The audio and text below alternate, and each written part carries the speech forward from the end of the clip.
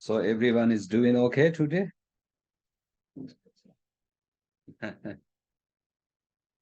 Yes, Rinpoche. Oh, there's a person here in computer. There's one person in the computer. Huh?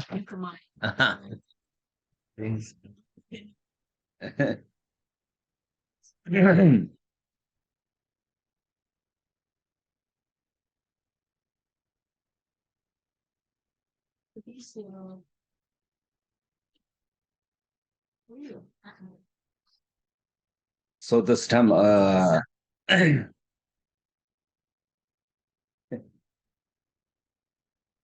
on this trip, I I gave some small talks and Turn up the Zoom. Turn up the volume. No, just the volume. Just the volume. Volume. No, turn off. Just turn off the volume. basically the subject or the what things I said was about bodhicitta, how to develop and how to practice and the importance of bodhicitta.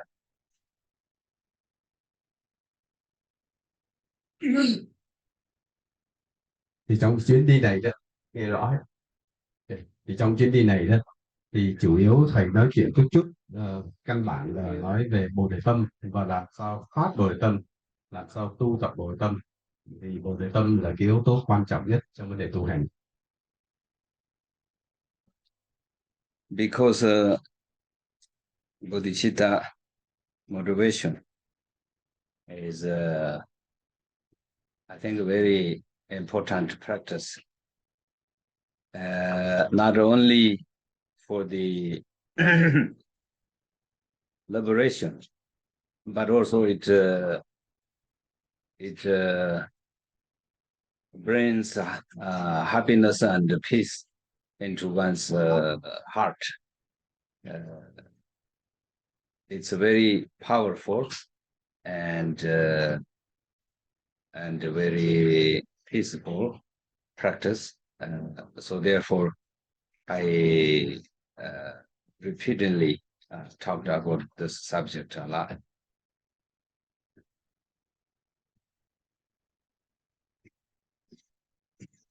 Vì bồ đề tâm là cái động lực quan trọng và động lực thiết yếu trong cái việc tu hành và trong cái pháp tu của chúng ta. Thành ra đây là cái yếu tố cần thiết hay là thiết yếu không thể thiếu được cho vấn đề tu giải thoát. Và không những đem lại giải thoát, bồ đề tâm lại còn mang lại cái sự an lạc, hạnh phúc, bình yên cho tâm của mình. Thành ra bồ đề tâm có một năng lực rất là mãnh liệt. Bởi vậy thầy mới nhấn mạnh về bồ đề tâm trong cái lần trong cái chuyến đi này. Yeah. So therefore, I think we need to focus on the practice of bodhicitta motivation more and deeper way, and also we need to to use more time to practice this.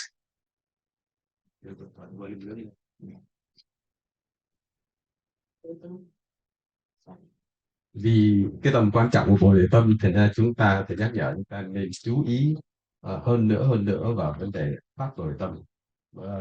Và hiểu như vậy thì chúng ta nên cần dùng thêm nhiều thời gian nữa để tu tập về bồ đề tâm, để phát bồ đề tâm.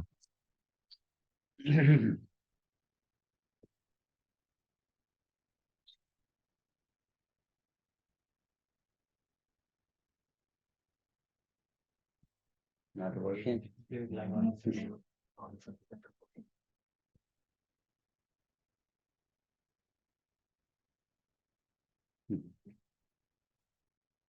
One.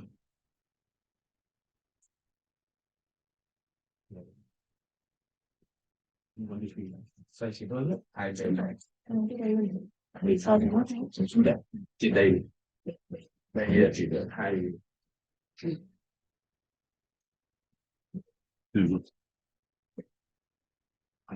Hai sang hai dịch.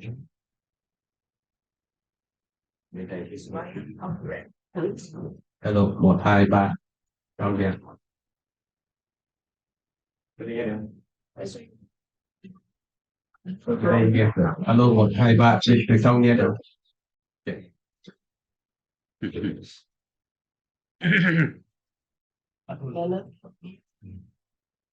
anh bỏ mất sức có rồi vậy là anh đạt còn nó lớn hơn tí Để cao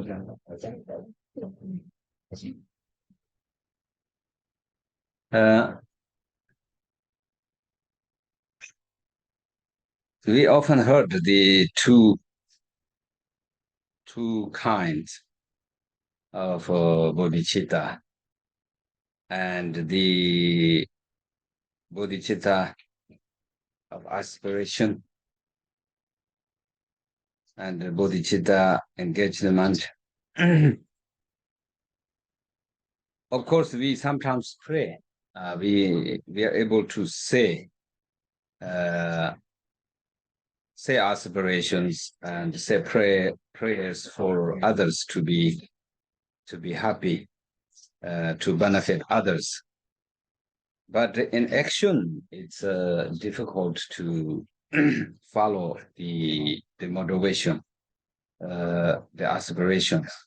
So therefore, bodhicitta, this engagement is even harder and deeper to practice.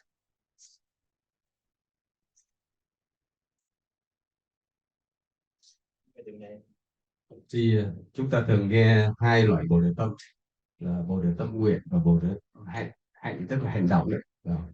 Và hay còn gọi là bồ đề tâm tương đối và bồ đề tâm tuyệt đối. Thì dĩ nhiên thông thường chúng ta tu tập, chúng ta qua những thời phá công phu, chúng ta cũng có những bài nguyện mà chúng ta tụng nguyện và nguyện cho làm lợi cho mình, có thể làm lợi ích đến chúng sinh và có thể cứu độ chúng sinh vân. Thì đó là bồ đề tâm nguyện thôi, thì mình chỉ nói, mình chỉ ước nguyện rồi.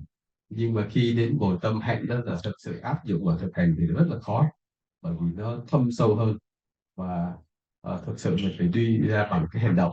Khi mà mình nói bằng miệng thì mình phải làm cái hành động khi mà phát bồ đề tâm hạnh. Như vậy thì chúng ta cũng thấy là nó khó hơn rất nhiều.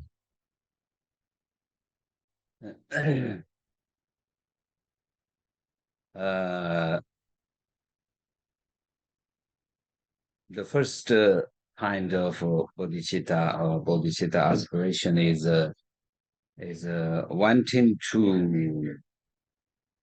achieve enlightenment or liberation, wanting to go somewhere,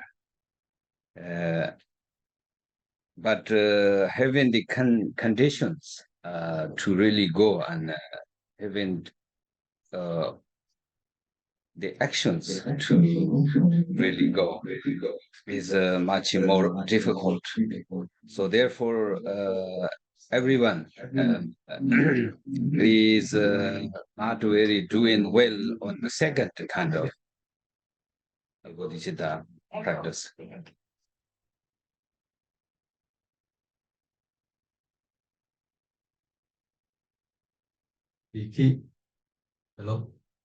Thì khi mà chúng ta phát bồ tâm nguyện đó, tức là chúng ta chỉ phát triển cái ước nguyện của chúng ta, cái tâm muốn cho tất cả chúng sinh đều được giải thoát, và cho bản thân mình được giải thoát, được giác ngộ và giải thoát được cái tâm xuất thế, tức là rời bỏ cái luân hồi. Thì như vậy đó là bồ tâm nguyện tương đối là không có phải hành động nhiều ngoài cái nguyện. Nhưng mà nếu mà muốn đủ nhân duyên để phát bồ tâm hạnh đó, tức là phải ước nguyện của bồ tâm người phải đi ra bằng hành động thực tế, thì thực sự chúng ta thấy rất khó và cũng không dễ mà đủ nhân duyên để mà phát được bồ tâm hạnh. So therefore, sometimes we have a good ways of saying things. That's why I said the other days we have a good mouth, sharp mouth, but we don't have enough action. So the real problem is having not enough, putting not real action into the Bodhicitta practice.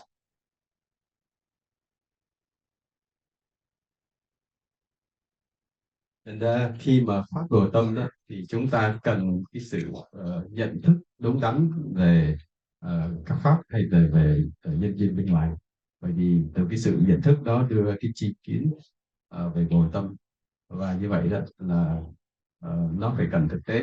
Thành ra những người ví dụ như miệng lưỡi sắc bén luôn là nói hay nói tốt về bồ tâm này vân vân, nhưng mà đó chỉ là lời nói thôi, nhưng mà từ lời nói mà ra hành động thật sự về bồi tâm hạnh đó không phải là chuyện dễ, rất khó.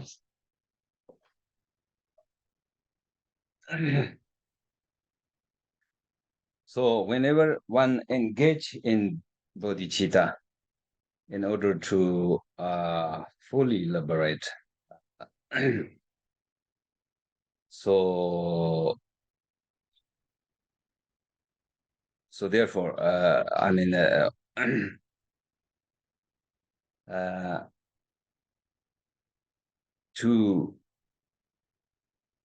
to have the real action, to practice these 6 paramitas in a reality, in a what to say, real way, not like a verbal way, but not just like thoughts, but with a real sincere experience or or motivation. So people should do more about the practice of engagement of bodhicitta.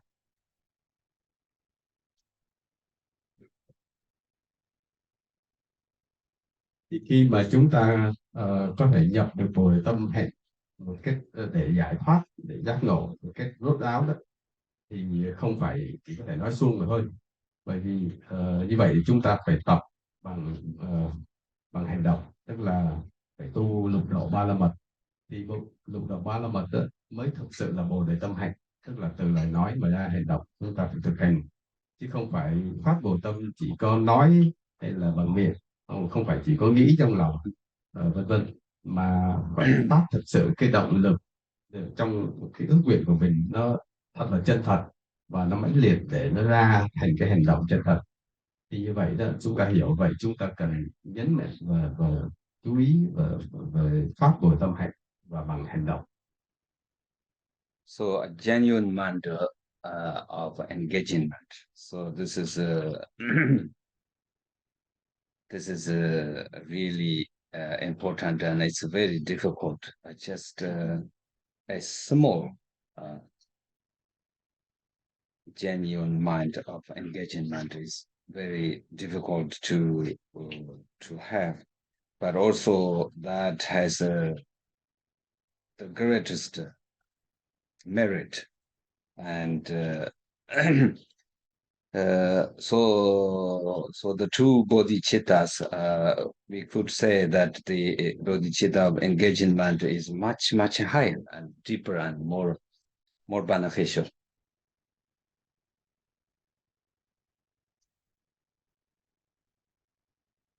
Thì cái quan trọng khi phát bồi tâm đó là mình phải phát được tâm chân chính trước đã, thực tâm trước đã, thì đó là cái yếu tố quan trọng, và đó là cái yếu tố rất là chân thật.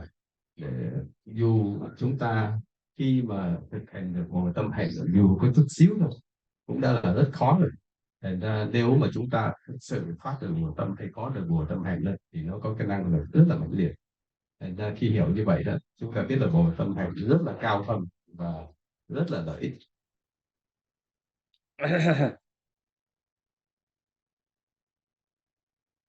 Of course, just to think about benefiting others, just a wish for others to be happy. That has also a great merit. Thì dĩ nhiên đó, nói vậy nhưng mà chỉ cần chúng ta một lúc nào đó chúng ta nhớ nghĩ tới và muốn làm lợi ích an toàn cho tất cả chúng sinh, thì đó là đã tạo rất là nhiều công đức rồi.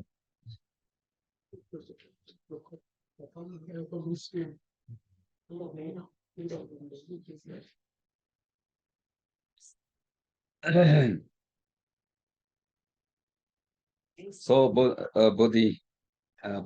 Buddha says that if the thoughts to dispel the mere headache, small headache of sentient beings are endowed with benefit and immeasurable merit. So this is the benefit, this is the quality, this is the power of Bodhicitta. So therefore we should try to remember the qualities and the power of Bodhicitta and to practice in our daily life.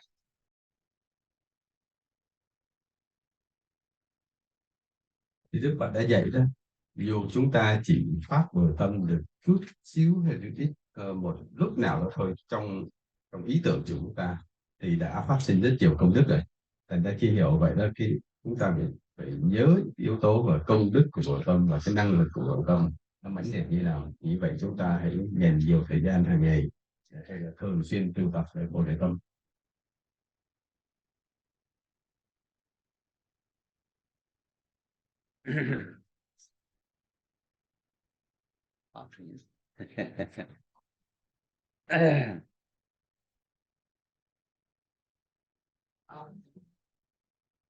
So I think we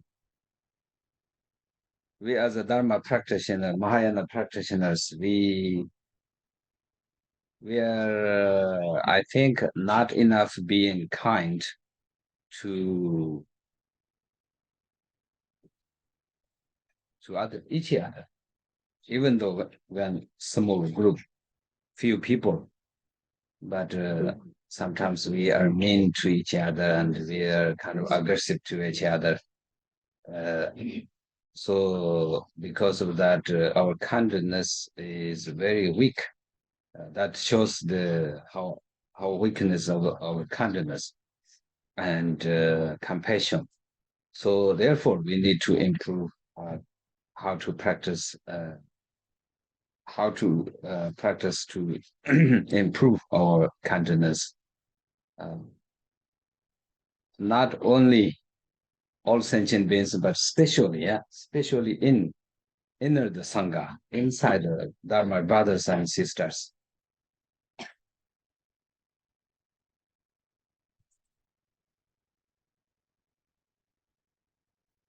Thì chúng ta là người tu pháp đại thừa, dĩ nhiên tu pháp đại thừa thì bồ đề tâm là cái yếu tố chính.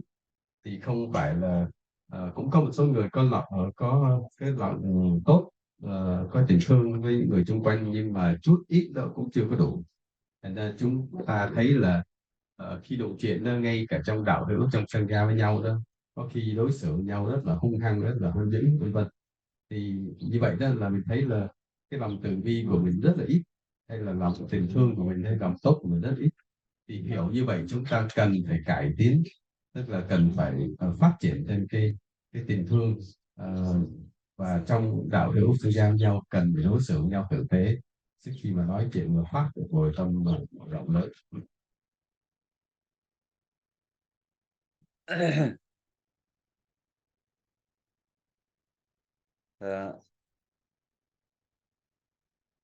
I also remind people to watch one's own mind as much as one can. One should not get distracted by negative thoughts. One should keep one's mind at peace all the time, or try to keep peace as much as one can, so that we at least we do not do something bad by dharma, by uh, dharma practice, because sometimes we use the dharma, the title of dharma, and we use the words or the things in the dharma as a tool and to attack others, and this is a great great mystic, great evil action. So therefore we should not because of dharma we should not make any mistakes.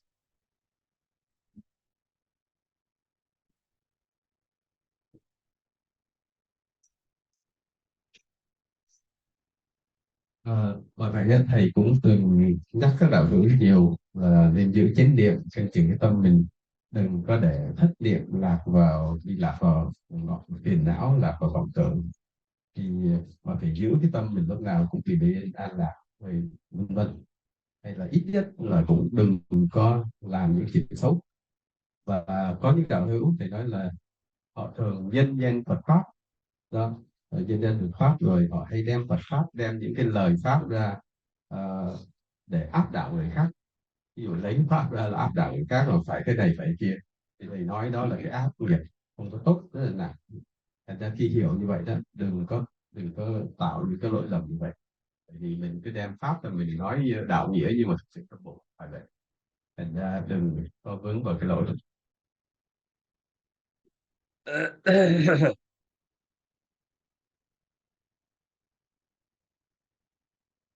In order for us to gain or to develop, to achieve this precious mind, Bodhicitta, we have to try everything. We have to try everything that is possible, and we have to try very hard. We shouldn't be like whatever, but we have to care about this, and we have to have the feeling, sincere feeling, and to take this as a serious as possible, so that we can develop our bodhicitta motivation. Otherwise, it will not be possible for us to develop bodhicitta.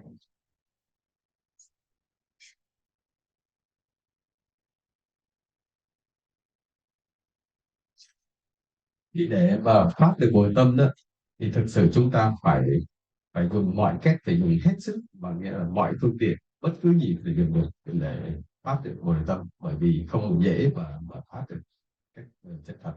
Thành ra khi hiểu như vậy thì chúng ta phải rất cẩn thận trong mọi khi suy nghĩ đời động của mình, mới và phải phát cái tâm thật là chân thật, thật là nghiêm chỉnh, thì lúc đó mới có thể phát được bồi tâm.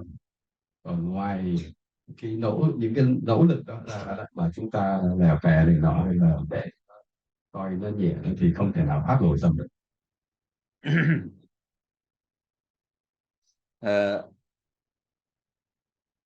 Whatever good action we try to perform is for liberation. That is the same as for bodhicitta development, because it's basically the same.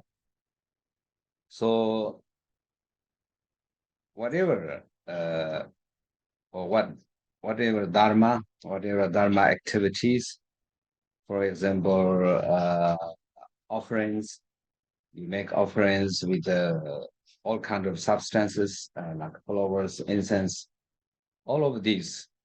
We said, I offer this to the three jewels. But for what? For the development of bodhicitta. Because when there's not enough merit So there is not enough condition for us to develop bodhicitta. So therefore,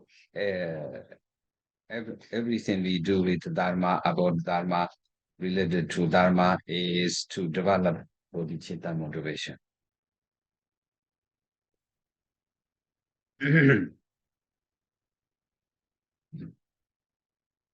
Thì vậy bất cứ hành động gì mình làm đó, mình phải hiểu là khi người tu thì bất cứ hành động gì mình làm cũng đều với cái động lực để giải thoát. Thì với cái động lực giải thoát đó cũng chính là bồi tập. Thì ngoài ra bất cứ cái pháp sự gì mình làm vân vân, có khi mình làm những pháp sự chẳng hạn cúng dường động vật, cúng dường hương hoa vân vân lên tam bảo, nhưng mà cúng dường vậy để làm gì? Nếu mà không có cái động lực là bồi tâm thì như vậy nó cũng chẳng nghĩa lý gì hết. Và ngoài ra đó, có những khi mình tu bình thường mình không có những nhân duyên để phát bồi tâm thì mình mới làm những cái pháp sự đó, chẳng hạn những hành động đó nó chỉ là phương tiện để hỗ trợ mình phát bồi tâm thôi. Còn nếu mình cúng dường hương hoa lên trên này nọ nhưng mà không phải với cái bồi tâm tinh kính thì cái hành động nó sẽ vô nghĩa. Thành ra như vậy đó, mình hiểu là nếu là người tu thì bất cứ hành động gì vân vân mình làm cũng với cái bồi tâm để hướng tới cái chuyện mà có được bồi tâm. And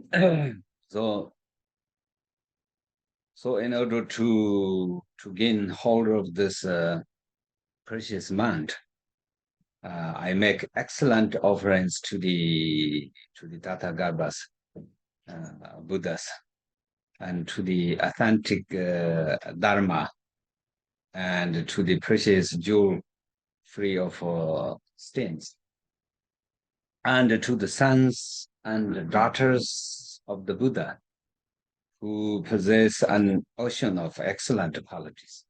So, generally speaking, three jewels are very qualified. Three jewels have excellent qualities.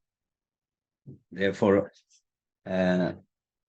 but sometimes we do not know how to make offerings and how to respect to what kind of person or something. Sometimes we get confused and we offer to the wrong.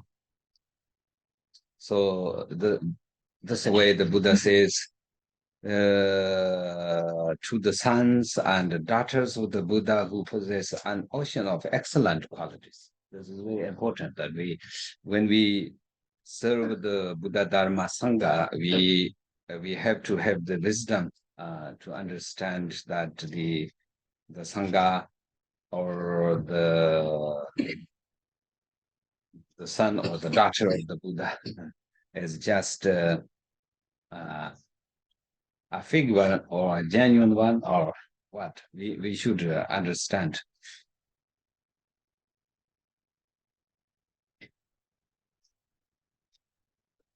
Thì vậy đó là người ta hiểu là bồi tâm rất quý báu.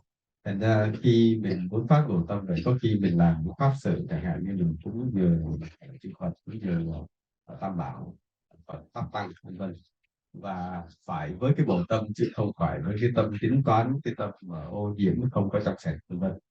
Thì như vậy cúng dường như vậy đó là để tạo hay là giống như là hồi hướng cho cái điển công đức. Còn mình phải hiểu là tam bảo phải có cái phẩm thánh cao quý đó, và xứng đáng để nhận cúng dường. Thì có khi chúng ta cúng dường là chúng ta cũng không biết cái đối tượng đó là ai, xứng đáng hay không xứng đáng. Thành ra đó là một điều cũng rất là khó. Thì như vậy đó là Đức Phật đã nói đó là thiện nam tử, thiện nữ nhân này nọ. Nếu mà làm pháp sự thì phải cần có trí tuệ. Thì như vậy đó, trí tuệ thì lúc đó mình mới có được cái động lực chân chính, và để khi mình làm pháp sự Phật sự và nó thích đáng.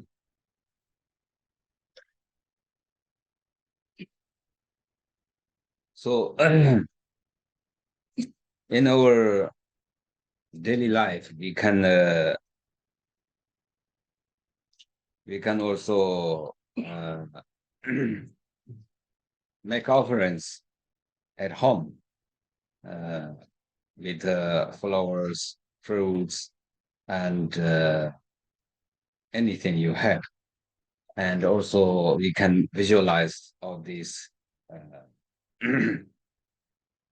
these things and to offer to the three jewels for oneself to be able to develop bodhicitta motivation.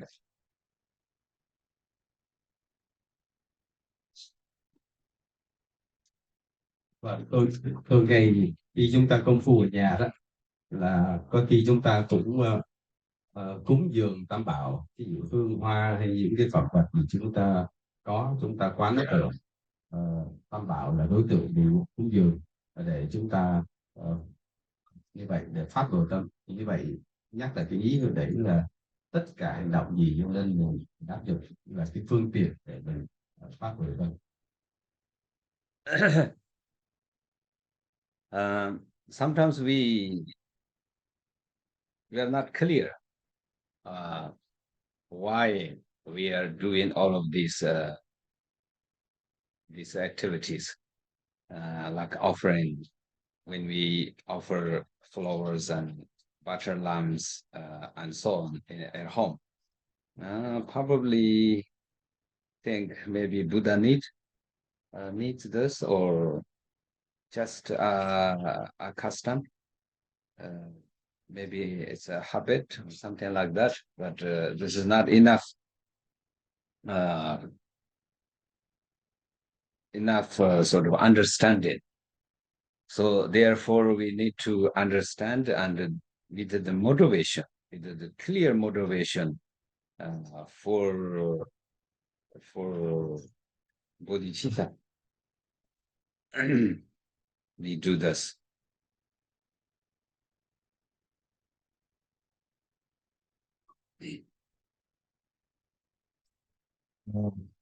Cũng có khi đó có người tự hỏi mình làm cái việc cái pháp sự cúng dường nhân vân để làm gì, thì bởi vì thực sự là có nhiều người cũng không rõ tại sao mình phải làm những chuyện như vậy. Pháp sự chẳng hạn như cúng dường trong cái thời khóa tu hàng ngày là, và cũng có khi có người thắc mắc là Phật có cần mấy cái món đó không, món hương hoa này là không, hay là đây chỉ là phong tục hay là thói quen, vân vân. Vì vậy là nếu chỉ biết chung chung vậy mà cũng là thắc mắc, tức là biết chưa có đủ và chưa hiểu rõ. Thì như vậy đó là mình phải hiểu làm bất cứ pháp sự gì, bất cứ chuyện gì thì phải với cái động lực chân chính là bồi tâm, và làm như vậy để nó phát sinh thành bồi tâm. Thì hiểu như vậy trong những pháp sự mình làm nó có ý nghĩa.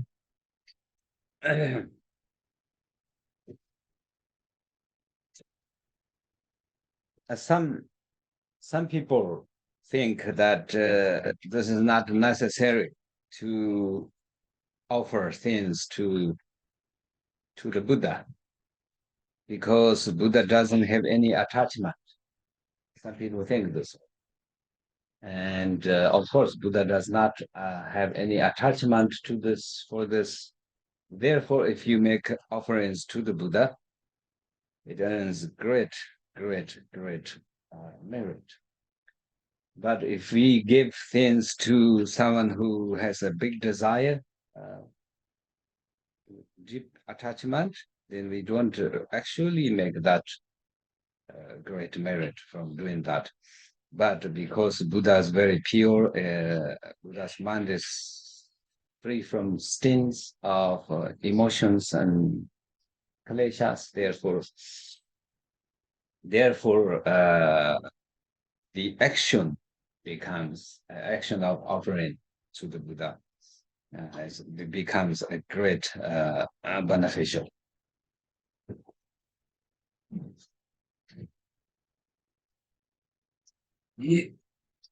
Cũng có người nghĩ là chúng ta đâu có cần cúng dường chư Phật làm gì, bởi vì Phật đã giải thoát, không còn bám chấp nữa, thì như vậy Phật đâu có cần những món đâu mà chúng ta phải cúng dường. Nhưng mà chúng ta phải biết là cúng dường Đức Phật với vật để hóa rất nhiều công đức. Thì nếu mà làm cái so sánh đó, nếu chúng ta cúng dường những cái người mà tâm vẫn còn bám chấp thì công đức rất ít, bởi vì những người mà tâm còn bám chấp tức là trong tâm họ vẫn còn phiền não vọng tưởng vân vân, thì dĩ nhiên là hiểu chung là cúng dường những người đó rất là ít công đức hay là có nhiều khi không có. Còn Đức Phật đó là những người đã thoát khỏi, đã giải thoát khỏi phiền não vọng tưởng, nên khi chúng ta làm những pháp sự và cúng dường Đức Phật đó thì lợi ích rất là lớn.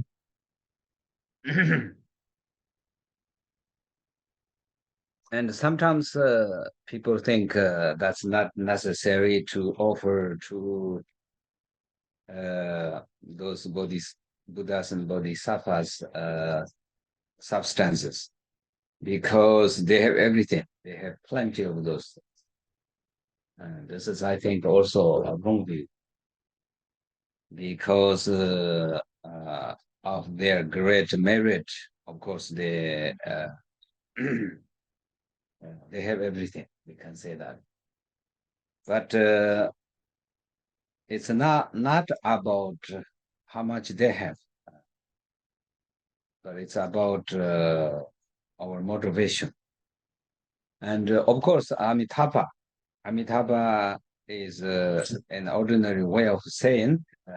We can say he's the owner of the realm of Devachen, whole realm, much bigger than this global, and million times bigger, larger, better. But even the Buddhas from other realms, Buddhas of 3 times, Buddhas of 10 directions, they come to Amitabha and to make offerings to Amitabha.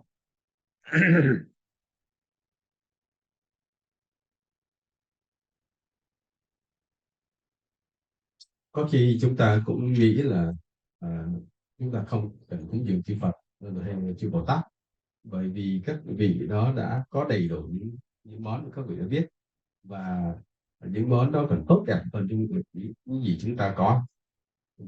Vâng, thì đó là cái tài kiến lần này, bởi vì không phải là chư Phật có gì hay không, mà là cái hành động cúng dường của chúng ta với Bồ tâm thì nó mang lại công đức rất là lớn. Và ngay cả Đức Phật Di Đà ở trong cõi tịnh độ cực lạc cũng vậy. Cõi tịnh độ cực lạc là cái cõi mà rộng lớn và tốt đẹp hơn cái cõi nhưng mà ở gấp cả triệu lần, vô cùng tốt đẹp. Nhưng mà ngay cả chư Phật 3 thời cũng đều đến cõi tịnh độ cực lạc để cúng dường Đức Phật Di Đà, thì người ta hiểu được cái công đức hay cái ý nghĩa Phật của cái pháp sự cúng dường.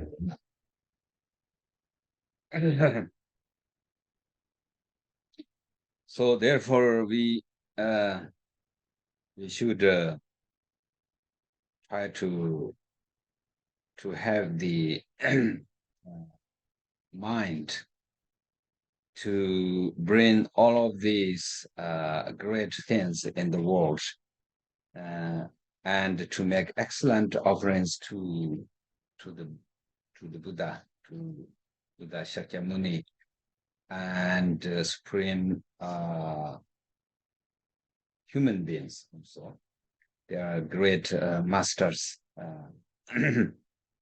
And together with his sons and daughters of Buddha Shakyamuni, so that one can achieve a great merit.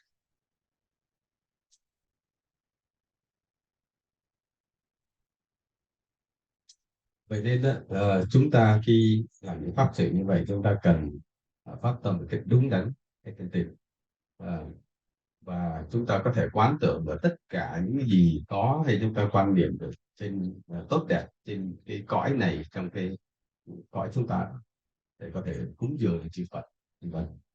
Thì ngay trong cái thời Đức Phật Thích Ca cũng vậy, có nhiều vị tổ đường gen trong thời đó cũng làm mọi cách để tới cúng dường Phật Thích Ca để tích lũy công đức. So we understand that in our daily life, we do this kind of activities. People most people, not most people, a lot of people, a lot of Buddhist people have the condition, or they have a small shrine at homes, so they make this kind of offerings, and also people go to temples and to do this kind of activities. And not only that, but also we can visualize, we think these things and we visualize these all the beautiful things in the mind, and to offer to the three jewels is to to develop bodhicitta. Because when there's not enough merit accumulations, then there's no way to raise or to develop bodhicitta in our minds. So then there's no way to benefit others, other sentient beings. So therefore, these good actions that we do, like offerings at home or whenever, wherever, these are the sort of homework, and this is our daily practice. Of course, when we say practice means maybe sit down and thinking nothing and maybe very sleepy, but that doesn't mean really meditation. I mean practice. Practice. There are many ways of practicing, and the use of Dharma practice is to accumulate merit. So therefore, through different kind of actions, we should know how to achieve, how to accumulate merits.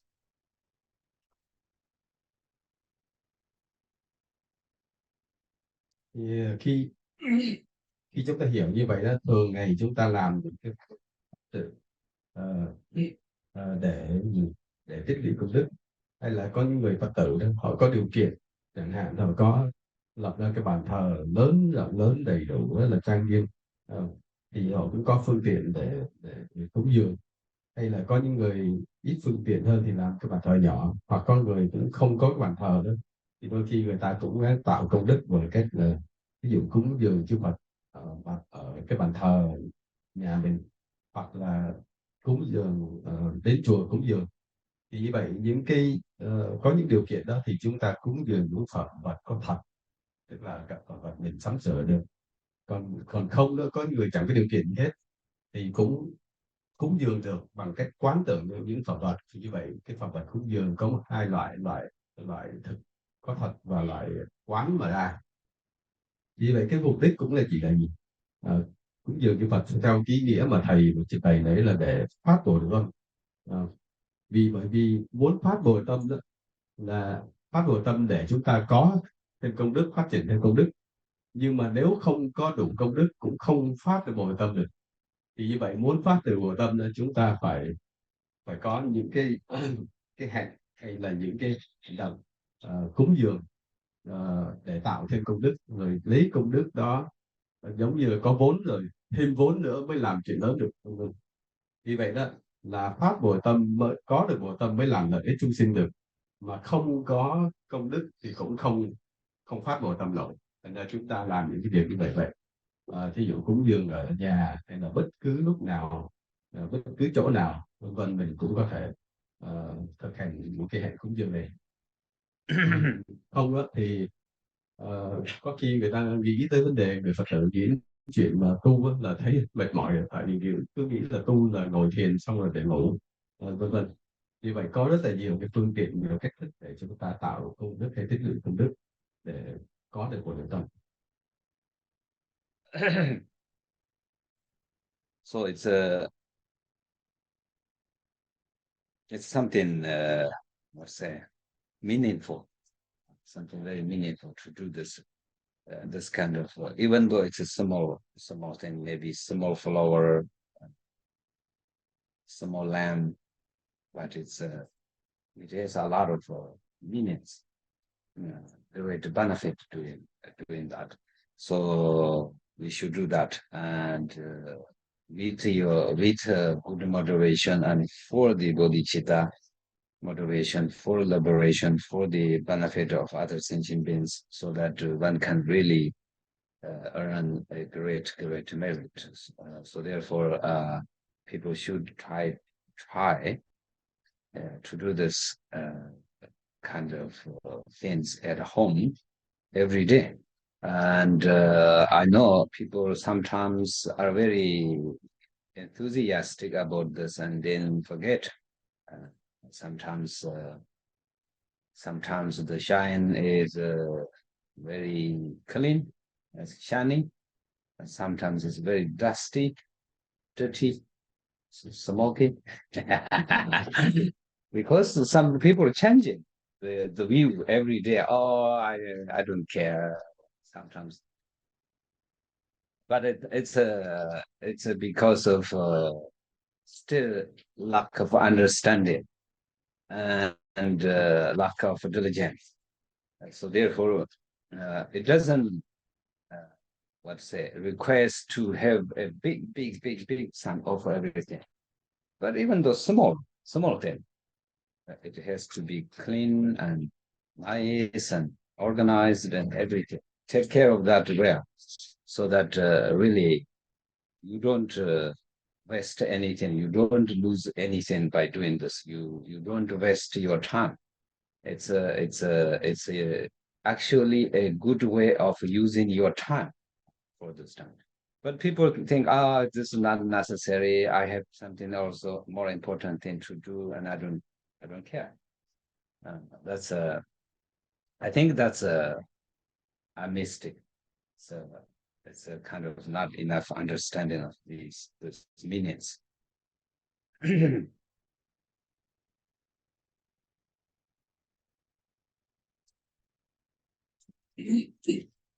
Thì vậy đó là những điều thầy nói đó là những cái điều yếu tố cần thiết. À, và khi mà chúng ta hiểu vậy đó thì bất cứ cái phương tiện gì dù nhỏ bé đến đâu, chúng ta có một cái bông hoa nhỏ bé, có một cái ngọn đèn đèn cầy vân vân, đều là cái phương tiện để chúng ta tích lũy công đức được. Nhưng mà với điều kiện gì khi làm những pháp sự như vậy đó là phải với cái trí tuệ, với cái hiểu biết và cái động lực chân chính là Bồ Đề Tâm. Thì như vậy đó, à, bất cứ cái phương tiện gì nhỏ bé chúng ta cũng có thể dùng để tạo thành điều công đức. Thì ngay tại nhà thường ngày đó thì có người khi mà nghe mấy chuyện này là hiểu vậy rồi về nhà cũng hăng hái, tức là chủ dọn bàn thờ sạch sẽ, bày biện vân vân, rồi đến thời gian lại lại làm biếng, để bàn thờ bụi bặm rồi như là rồi hương khói rồi bằng cái mùi khói không vân vân. Thì như vậy là tại vì cái sự thiếu hiểu biết và thiếu cái tinh tấn, thành ra khi chúng ta đã lập đến bàn thờ được rồi, dù lớn hay nhỏ cũng đều phải nghĩa là chăm sóc và cẩn thận nghiêm chỉnh. Còn không nữa thì có người hiểu là thôi bây giờ tối thì giờ quá rồi, mình bận rộn chuyện này chuyện này kia vân vân, rồi lại bỏ phế cái bàn thờ. Thì đó là vì mình không hiểu rõ cái ý nghĩa của vấn đề tích lũy công đức như thế nào. Và như vậy bất cứ phương tiện gì chúng ta làm với động lực chân chính, với Bồ Đề Tâm vân vân, thì chúng ta dùng bất cứ phương tiện nào dù nhỏ dù lớn cũng có thể phát Bồ Đề Tâm và tích lũy công đức được. Of course, it's very understandable that most people don't have this kind of condition. It's not very convenient because family members probably not accept or criticize whatever. So in this case, it's a special case, so it's okay not to have shine at home. But that doesn't mean we don't do these things. We have different ways of doing these things, and can also visualize in the mind and to do these things. And so therefore, we don't make a big deal of having or not having shine rooms at homes. But once you have, then we should take care of that very well.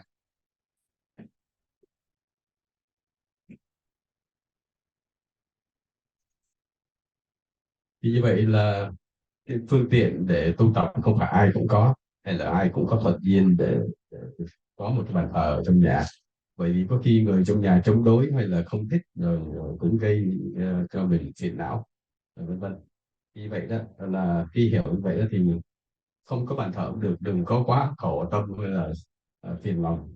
Bởi vì mình có thể quán tưởng ra, nhưng mà điều là với cái tâm mà là mình chân chính thì mình có thể quán tưởng ra. Nếu có điều kiện thì lập bàn thờ rồi cúng dường những phẩm vật có thật, còn không thì quán tưởng ra những phẩm vật mà mình quán tưởng ra, vân vân. Vì vậy chúng ta hiểu như vậy cũng không phải phiền não lắm, phiền lòng vì mình có hay không có phương tiện tu. Nhưng mà nếu có điều kiện thiết lập một bàn thờ dù lớn hay dù nhỏ, nếu đã lập cái bàn thờ rồi thì phải chăm sóc đàng hoàng tử tế. Symbols of three jewels, for example, statues and texts and stupas. They are very, very, very meaningful, and they have the power to remind oneself many things, important things, wonderfulness. And so therefore having the image of Buddha, other symbols, they can represent the three jewels. They are really symbolizing three jewels. So therefore we have to respect them as much as one can. We should not think that's nothing or won't respect. That's something really bad and a wrong action.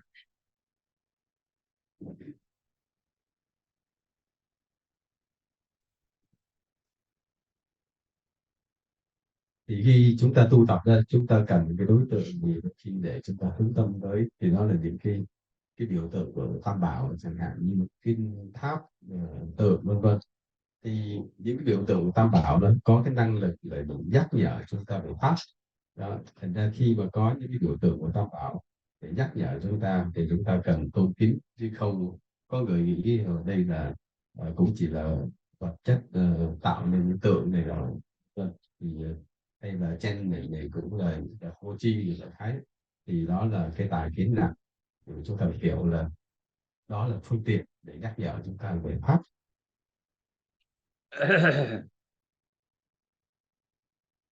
uh,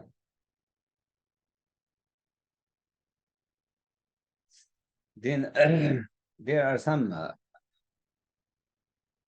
some people have been what's that, very good symbols for having a very pure and very firm devotion in the Buddha Dharma. And so in some places there was very bad time, very, very bad, very, very rough time. And that time some people, because of their faith, their religion, they got big trouble. And some people made someone who is very faithful to destroy Apunka. But this person really rejected that, not doing so at the cost of his life. He was not willing to destroy the Tanka. So he was arrested for many years. But then after that he come out. When he came back from the jail, he said, I was very happy, because I didn't regret at all, and I was very happy that I was able to do that. So this is kind of that really confidence that we wanted to achieve for the Buddha Dharma.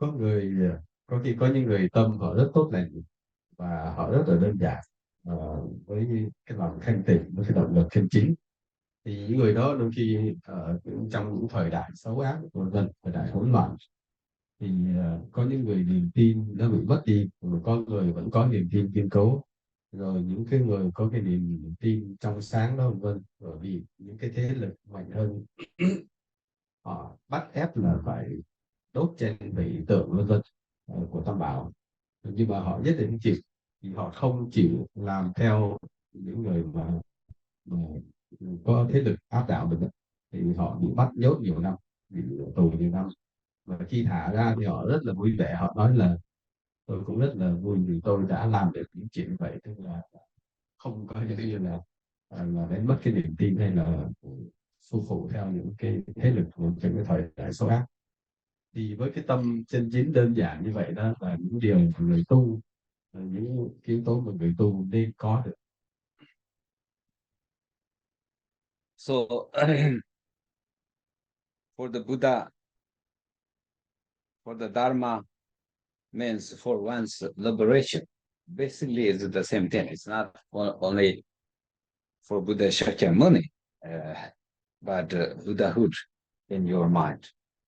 So Buddha Shakyamuni was just an emanation of our own Buddha nature.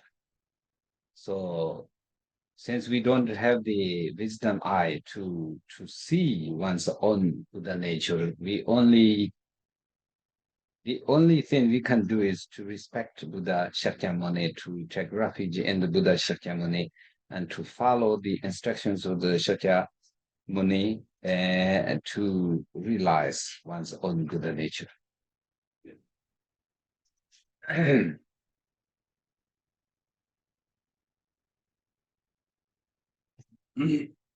Thì đối với những biểu tượng như là Phật hay Pháp vân vân là gì, là để nhắc nhở chúng ta là phải tu để giải thoát, đạt được Phật quả vân vân.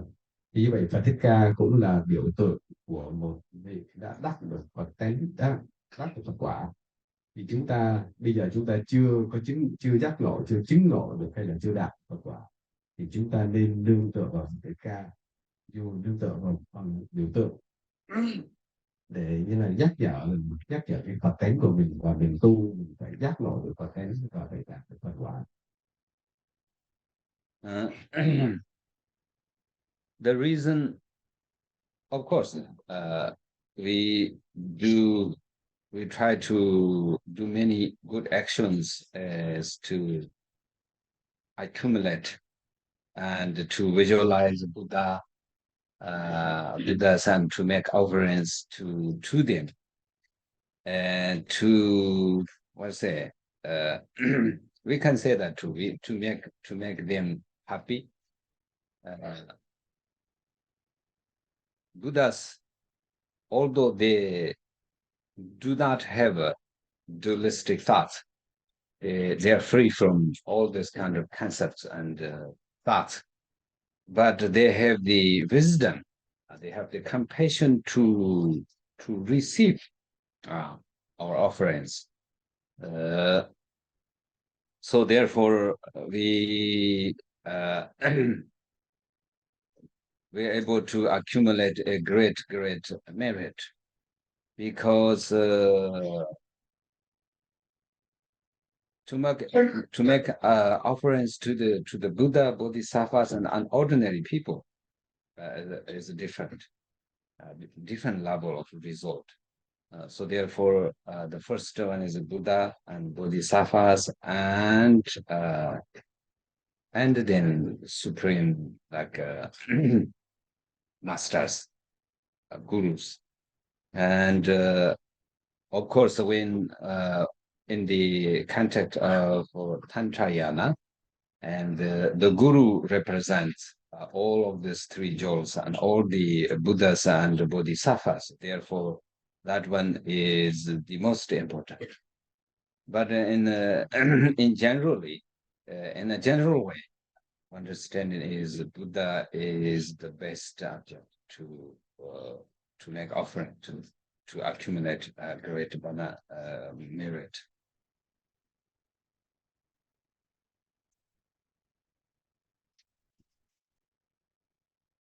lý do mà chúng ta làm những pháp sự hay là hành những thiện hay vân vân là cái gì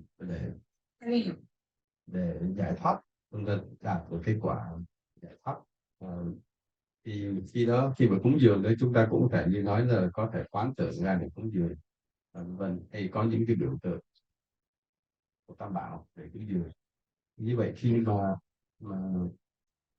chúng ta cúng dường chư Phật đó, một cách khác là khi khi chúng ta làm cái hành động cúng dường, chúng ta cũng muốn cái đối tượng mà chúng ta cúng dường hoan hỷ, tức là vui lòng đối tượng chúng ta cúng dường. Thì như vậy đó, mình nghĩ là chư Phật có biết hay không, thì thầy nói là chư Phật vì có trí tuệ là đã nhận biết được dù bất cứ nơi nào cái hành động hay cái thiện hạnh của chúng ta thì chúng ta cúng dường đến là bảo. Thì như vậy đó là do cái pháp sự đó hay do những cái hành động cúng dường đó chúng ta tạo được rất nhiều công đức. Thì chúng ta có thể so sánh ví dụ chúng ta cúng dường chư Phật hay Bồ Tát hay là với một người phàm thì chúng ta cũng biết là kết quả nó khác nhau rất xa một trời vực, hay là vân vân. Thì như vậy đó là khi chúng ta cúng dường đó, à, trong Kim Cang Thừa còn có một đối tượng nữa để chúng ta cúng dường, để cúng dường cái cổ sư của mình, tức là vua của mình. Bởi vì vua của mình trong Kim Cang Thừa cũng nói là đó là hiện thân hay tổng nhiếp tất cả tam bảo, Phật pháp tăng đều tổng nhiếp được trong thân cái cổ sư, hay là đều ngày đều là hiện thân của tam bảo. Và như vậy và như vậy đó thì Phật bảo đó có thể nói phân cấp thì Phật bảo là đối tượng mà cúng dường tạo để chúng ta tạo nhiều công đức nhất trong tất cả đối tượng cúng dường. This is what we do every day in our life, because we think we are Buddhist and Dharma practitioners. So therefore, in our daily life, we make offerings and offerings with all kind of substances, in physical and also in real things and visualization. And then we take refuge every day, and to make offerings to the Buddha, and I take refuge in you. This is we repeatedly doing every day, because that is something very important. Because we have to develop our faith in the Buddha, in the three jewels every day, through our daily Dharma practices.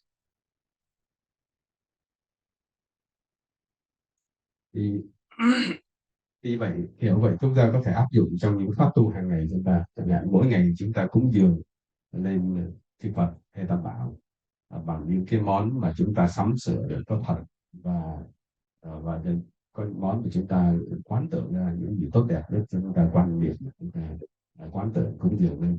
Và khi quán tưởng và cúng dường đó thì chúng ta cũng tập cái lời quy y, tập tu cái pháp quy hàng ngày. Thì khi cúng dường chúng ta cũng nói những lời nguyện, chẳng hạn cúng dường ngài xong đến siêu quy y ngài vân vân này là, thì tức là kèm theo pháp quy y đó, đó là cái pháp tu chung chung hàng ngày.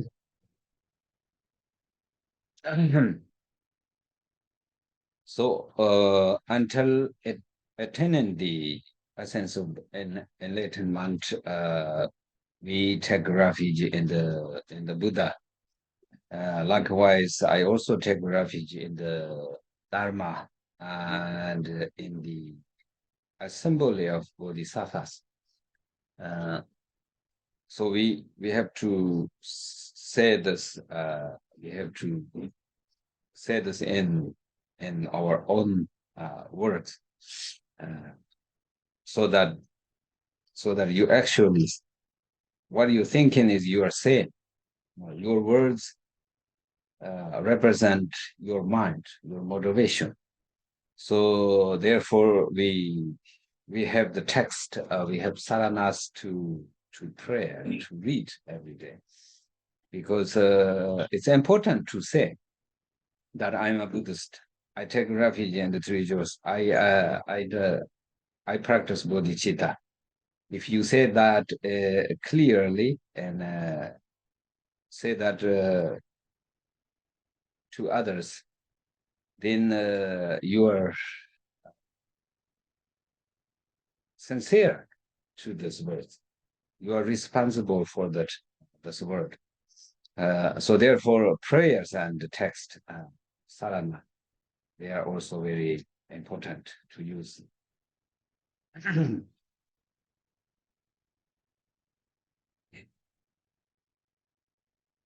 Và khi mình tu tập rồi mình cúng dường rồi mình quy y rồi mình phát lộ tâm vân vân thì mình thực sự là mình cũng có thể dùng những cái ngôn từ mà do cái lòng thành của mình nghĩ ra. Thì như vậy khi mình thực tâm mình cúng dường đó, tức là cái ngôn giống như hôm qua thầy nói đó, tức là ngôn hành, tức là lời nói với hành động là hiệp nhất với nhau, hay là cái lời nói ngữ và nghĩa hiệp nhất với nhau. Thì như vậy vì khi mình nói ra những điều gì có thể nó vụng về nhưng mà nó rất thật tâm, bởi vì tự lòng mình nghĩ ra mình nói ra miệng. Vâng. Còn thì khi hiểu như vậy rồi đấy, mình cũng có thể dùng những cái nghi quỹ có sẵn, những cái lời tục và có sẵn đó. Nhưng mà khi mình hiểu cái ý nghĩa là phải thật tâm thì mình tụng như nghi quỹ đó nó mới có ý nghĩa. Còn nếu không đó thì mình đôi khi mình cứ quen tụng những cái bài tụng trong nghi quỹ, rồi mình nghĩ là nó có gì đó, mình sợ là không tụng như đồ vân vân thì không hay. Thì như vậy mình dùng nghi quỹ với điều kiện mình phải hiệp nhất cái lời nói với hành động, hiệp nhất cái ngôn từ với cái ý nghĩa.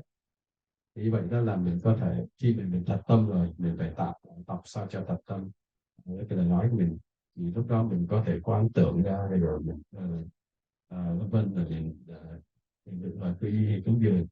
Thì như vậy lúc đó là mình ghi quỹ nó rất là quan trọng nếu mình hiểu ý nghĩa.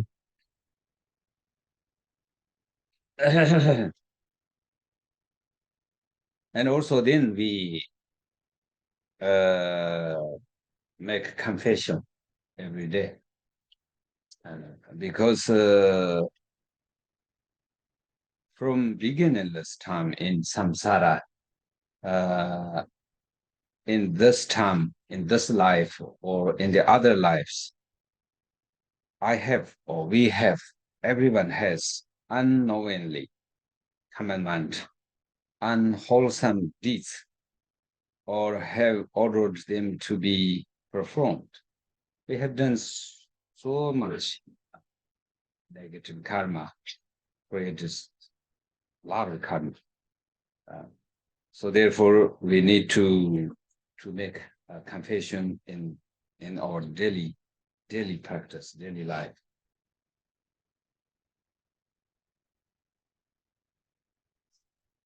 Và trong những cái pháp tu hàng ngày như vậy, chúng ta cũng cần phải sám hối, tức là phát lộ sám hối. Phát lộ tức là giống như là khai báo tội lỗi của mình với Tam Bảo, và sám hối đang chừa bỏ mỗi ngày.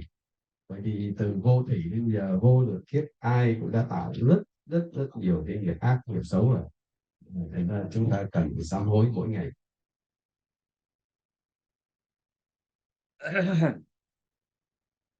We confess whatever we have performed, whatever bad karma we have performed to the three jewels. And we also make confession to the Guru. And also to the parents and to other sentient beings. Because because of our ignorance, we have performed many bad karma. Sometimes in maybe other lives, we have been, of course, criticism to Buddha, and by not accepting, by having wrong view towards the Buddha is also very bad karma. And also at the same time, sometimes we have a impure view towards the Guru and the Sangha, and parents.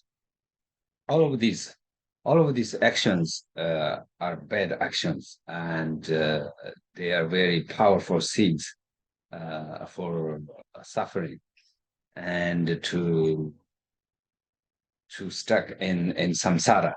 So therefore, we have to make confessions to the three joys.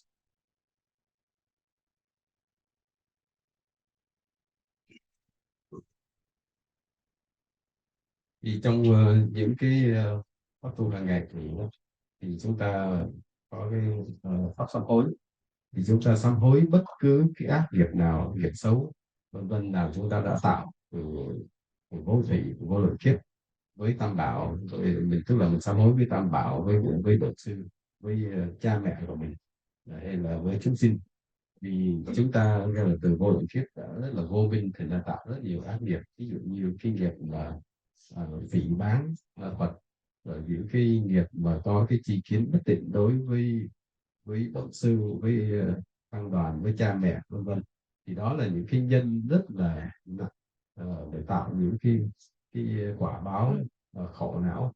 Thành ra khi chúng ta hiểu vậy, chúng ta cần bắt đầu sám hối với đối tượng là tam bảo, với đức bổn sư của mình vân vân.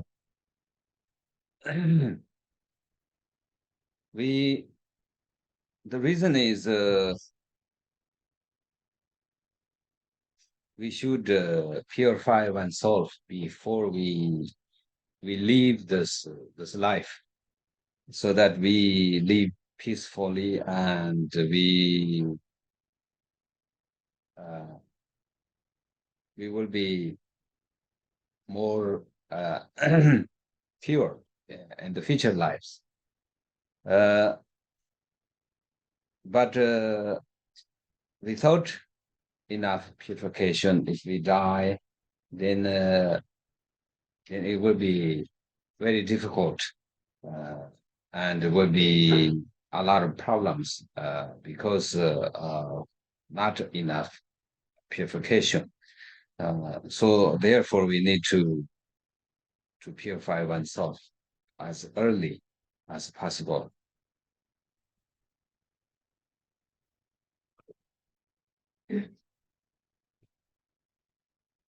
Như vậy, hiểu như vậy đó, chúng ta cần sám hối, sẽ sám hối tất cả nghiệp của mình trước khi mình qua đời. Bởi vì khi mà không sám hối vậy đó, thì chúng ta mang theo kinh nghiệm qua đời sau, như vậy là chúng ta gặp những cái quả báo rất là xấu trong đời sau. Như vậy là hiểu vậy đó, là chúng ta phải cố gắng sám hối tất cả những ác nghiệp của mình trong cái thời gian còn lại, bởi vì khi mình chết mà nghiệp mình vẫn còn, đôi khi bất thình lình chết bất đắc kỳ tử, không đoán trước được, thì như vậy là nghiệp nó vẫn còn đó, rồi đời sau nó sẽ không tốt. Như vậy thành ra chúng ta cần sám hối và cố gắng trong cái thời gian trước khi ra đi thì sám hối càng tốt.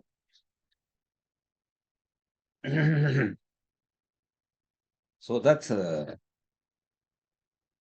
things we are doing as a Dharma practitioners in our daily life. Daily practice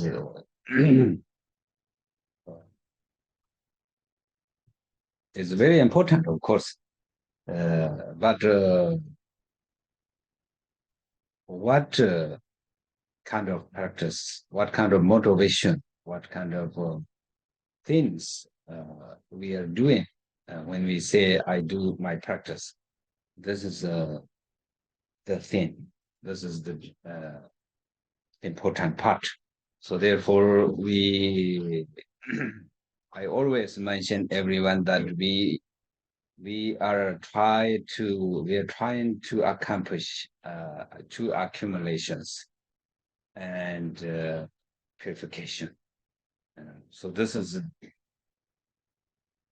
what we try to accomplish.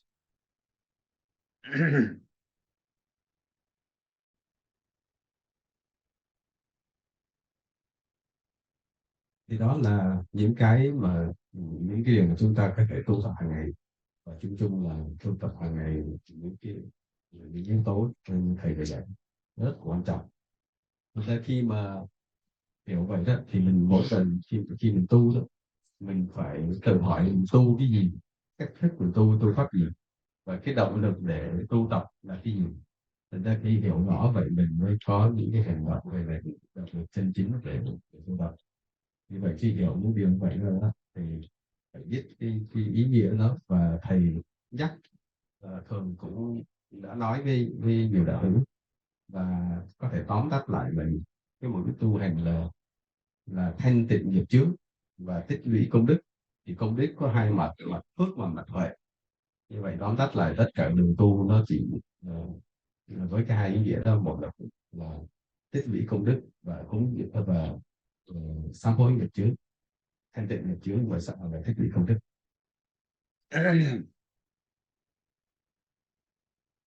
In order for us to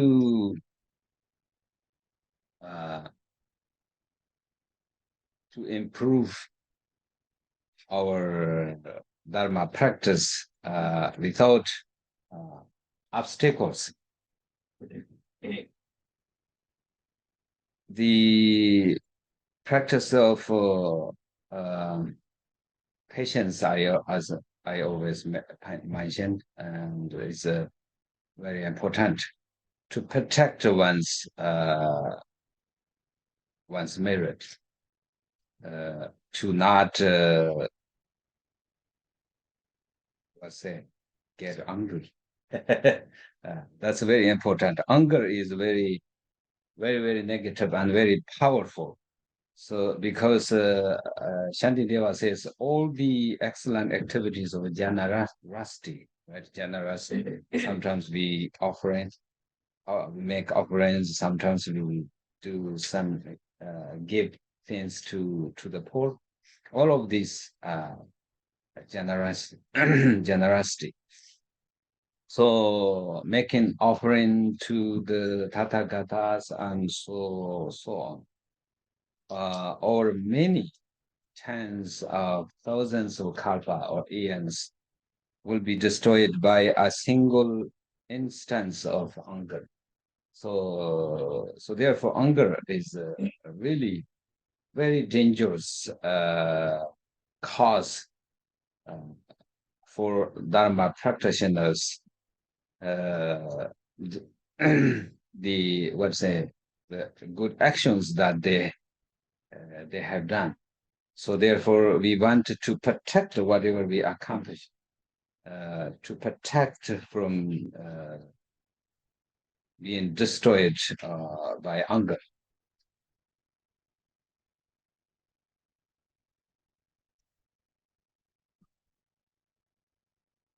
Thì chúng ta có thể tiến bộ trong cái đường tu mình đó, mà không có gặp những chướng ngại, thì chúng ta nên tu tập cái nhẫn dục ba la mật. Thì nhẫn dục ba la mật là gì? Để gìn giữ những công đức của chúng ta đã tạo ra được. Thì như vậy đó, khi tu tập nhẫn dục ba la mật, chúng ta phải tránh khởi lên cái tâm sân hận, bởi vì sân hận là cái năng lượng rất là mạnh để nó có thể hủy diệt tất cả công đức của mình. Thì tổ Tịch Thiên đã nói là gì? Dù có người có tạo những cái công đức, ví dụ qua cái việc bố thí cho người nghèo, xuống giường chư Phật tam bảo vân vân, thì và những cái công đức đó từ vô lượng kiếp mà chỉ cần một cái niệm sân hận khởi đây được sinh diệt, thì nó có thể hủy diệt tất cả những công đức của chúng ta đã tạo từ vô lượng kiếp. Thì khi mà hiểu như vậy đó, chúng ta biết là sân hận là cái nhân rất là tai hại, nó có thể phá hủy hết cái công đức của mình đã tạo từ vô lượng kiếp. Và một điểm nhắc lại, một điểm sân hận nó có thể phá hủy tất cả công đức, thì nó ta rất cẩn thận. Để bảo vệ cái công đức mình đã tích lũy thì phải tập nhẫn nhục và làm mất. So there is nothing more evil action than anger. Anger is the most and the worst evil action, the strongest, most powerful evil action. And there is nothing requiring more hardship than patience. Therefore, one should, in various ways, to meditate on patience. This is Shantideva said, and according to Buddha Shakyamuni's Mahayana teachings.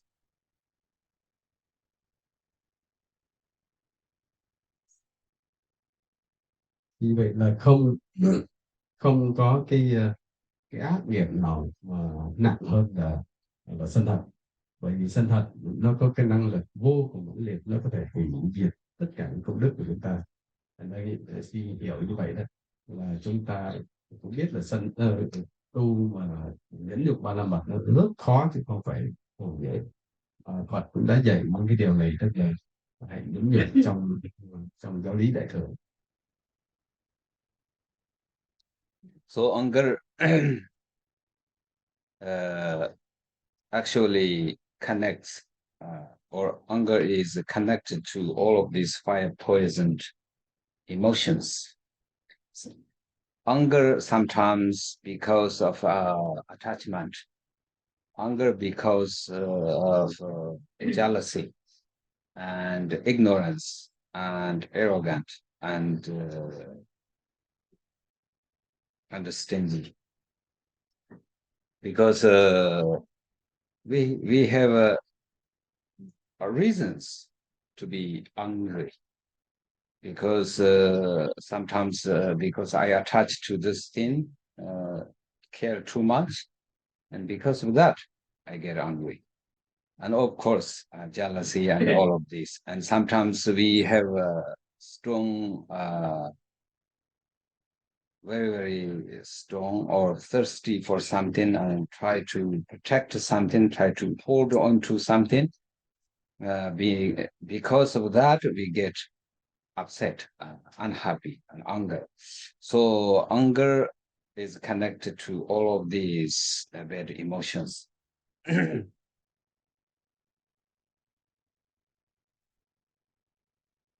Thì nói về sân hận đó, sân hận là một trong những phiền não, thì cái sân hận đó thật sự nó có liên hệ tới ngũ độc, tất cả những cái phiền não khác là trong tham sân si mạng đố. Vì vậy là chúng ta có lý do khi mà những người mà khởi tâm sân hận họ có lý do chứ không. Ví dụ như vì tham sân si, sân si mạng đố vân mà nó khởi lên cái tâm sân hận. Chẳng hạn như chúng ta là cái người mà rất là ưa thích một cái món gì đó hay một cái đối tượng gì đó, chúng ta bám lính được rất mạnh để chúng ta không đạt được cái mục đích chúng ta, để chúng ta nổi giận lên. Hoặc là có khi chúng ta đố kỵ ghen ghét người nào đó mà mình không có hơn được hay không có đạt được công ước mình muốn, mà mình cũng khởi lên cái tâm sân hận. Vì vậy nói chung là sân hận là nó liên hệ tới tất cả cái ngũ độc, tức là những cái phiền não khác, và sân hận nó chính là một cái phiền não. So if we possess a mind tormented by anger, then our mind will not experience peace, and we will not obtain joy or happiness, cannot sleep, cannot be stable, and many, many problems that created by anger. So the main thing is anger destroys peace in the mind. So therefore, peace is the source of dharma. Dharma and peace actually the same. So anger destroys peace, means destroys dharma. Dharma is a peace. Dharma is the nature of the mind that is great peace, and that is stinless. Stinless. That the anger destroys this nature. Destroy doesn't mean destroyed completely, but of course anger destroys the eye vision, the vision of peace and this nature. Anger destroys the power of wisdom. So say therefore this is one of the most dangerous negative emotion So therefore, we try very hard to not get distracted by anger and other emotions.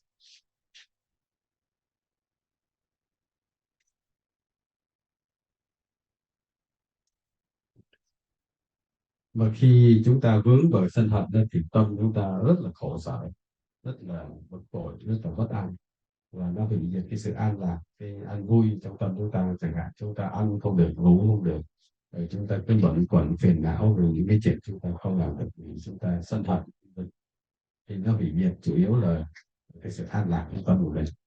Mà an lạc là chính là gì? Là pháp, và Phật và pháp đó cũng là an lạc, bởi vì chúng ta tu Phật pháp lên để đạt cái sự an lạc. Như vậy an lạc đó nó sẽ bị sân hận hủy diệt, không phải nói hủy diệt với là hoàn toàn, nhưng mà đại khái là nó hủy diệt rất mạnh. Nên ra khi mà tâm chúng ta không an lạc thì coi như là chúng ta cũng mất đi pháp. Như vậy tánh của pháp là cái sự thanh tịnh, và chúng ta vì sân hận chúng ta không có an lạc thì chúng ta coi như cũng hủy diệt pháp, và chúng ta cũng hủy diệt cái tánh thanh tịnh của pháp. Không phải là, như nói là không phải là hủy diệt hoàn toàn, nhưng mà coi như là hủy diệt cái sự thanh tịnh nhân tâm. Vì vậy đó, cái sân hận đó nó hủy diệt đủ mọi thứ, hủy diệt cái lòng từ bi của chúng ta, cái tình thương của chúng ta và trí tuệ của chúng ta, vân vân. Thì hiểu như vậy cái sự tai hại của sân hận, vậy nên chúng ta cần cố gắng rất là nhiều để đừng có vướng vào sân hận. So anyway, there is no one because of anger who lives happily. So whoever is has a short-tempered and easy to get angry, their mind is always distracted and not happy. So therefore, anger destroys the seeds at the root of happiness.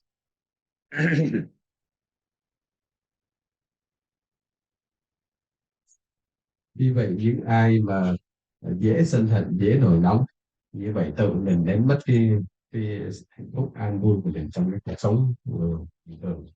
Vì vậy những người dễ giận, dễ nóng lên thì tâm họ rất là phiền não, rồi rất là bất an, và cái đó giống như cái tâm mà phá hoại, tâm bị diệt, thì diệt cái sự an lạc, bị diệt cái sự bình yên trong tâm hồn, và bị diệt cái hạt giống phá hạt giống mà an lạc trong tâm của mình.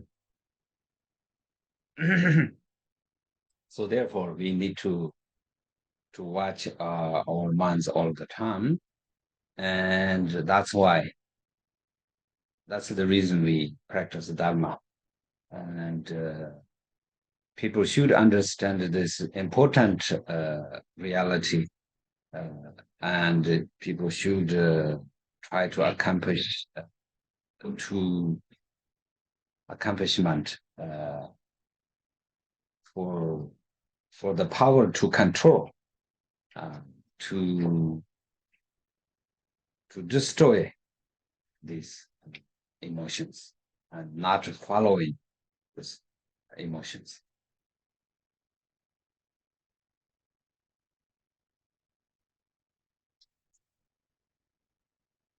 Vì vậy chúng ta cần có chánh niệm và luôn luôn canh giữ tâm mình để đừng có vướng vào phiền não hay là vướng vào những cái sân hận, thì phải có cái chánh niệm. Và đó là lý do mà chúng ta mới cần đến tu, cần đến pháp. Thì như khi hiểu như vậy rồi đó, và chúng ta phải cần hiểu một cách rất là thực tế, và chúng ta hiểu vậy thì chúng ta cần phải tạo cho tâm mình nó có một cái năng lực để nó dứt trừ được phiền não, dứt trừ được sân hận, và đừng có theo đuổi bám theo những cái sân hận, những cái phiền não nó vừa khởi lên rồi bám theo nó phát sinh thêm phiền não. I think that's enough, right, for entire of your life. If you are able to attain your anger, then you are Buddha.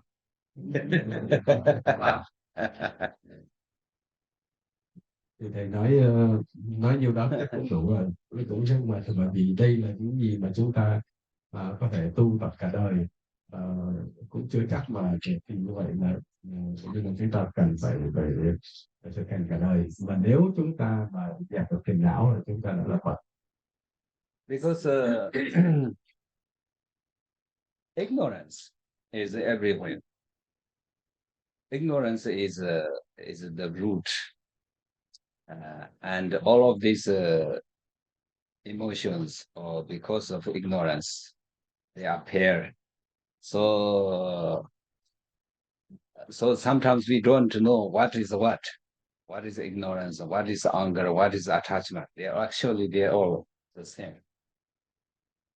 If sometimes we want to be very intelligent so that we say some definitions of this and that, but actually they are same.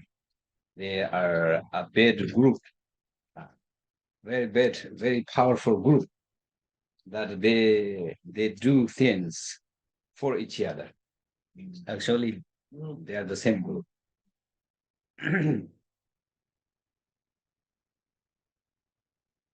Thì vì vô minh đó, thành ra chúng ta có phiền não, bởi vì có thể nói là vô minh chính là gốc rễ của phiền não.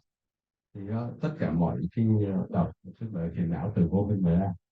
Thế nên khi mà chúng ta hiểu này đó, thì chúng ta thấy là những phiền não này đó, chúng ta không rõ, không phân biệt được. Bởi vì muốn phân biệt được thì trong tâm của mình một cách thực tế đó cũng cần cái người rất là thông minh, rất có huệ mới có thể phân biệt được. Ví dụ như ngũ độc, tham sân si mạng đố, thật sự nó là một cái nhóm phiền não nó đi chung với nhau, nhưng mà nó cũng cái gốc cũng chính là phiền não, phiền sân hận nó cũng nằm trong cái nhóm phiền não đó, tham sân si mạng đố. Rồi.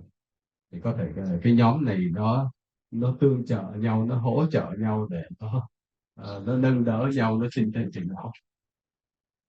Many disease, many like mental problems and depression. All of these problems, all of these disease, actually they're same as anger. When the depression means someone is I think unhappy for someone or for oneself, and it's the same as anger. Sometimes when they can attack themselves because of their depression, and attacking means being a very aggressive. Aggressive is same as anger. So so therefore it's a dangerous, really dangerous.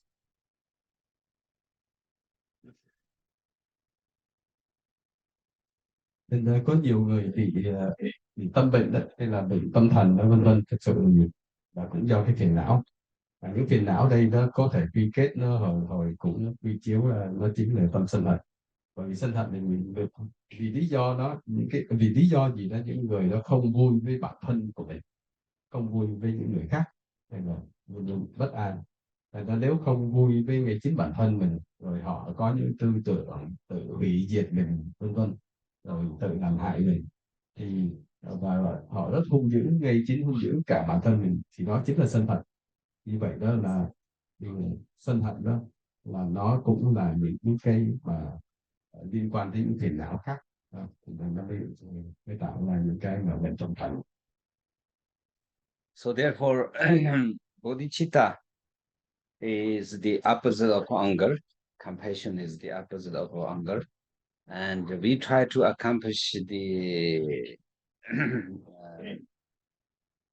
the power over the compassion, so that we are able to subdue anger very easily. And when we say patience, sometimes people think just hold back. Just think anger is no good, no good, no good. This is not really patience. Patience has the nature to see the absence, the negativity of anger and the power of anger, So therefore, it naturally does not want to get into that trouble, and it naturally has the power to overcome, to avoid that trouble. So that's a kind of wisdom.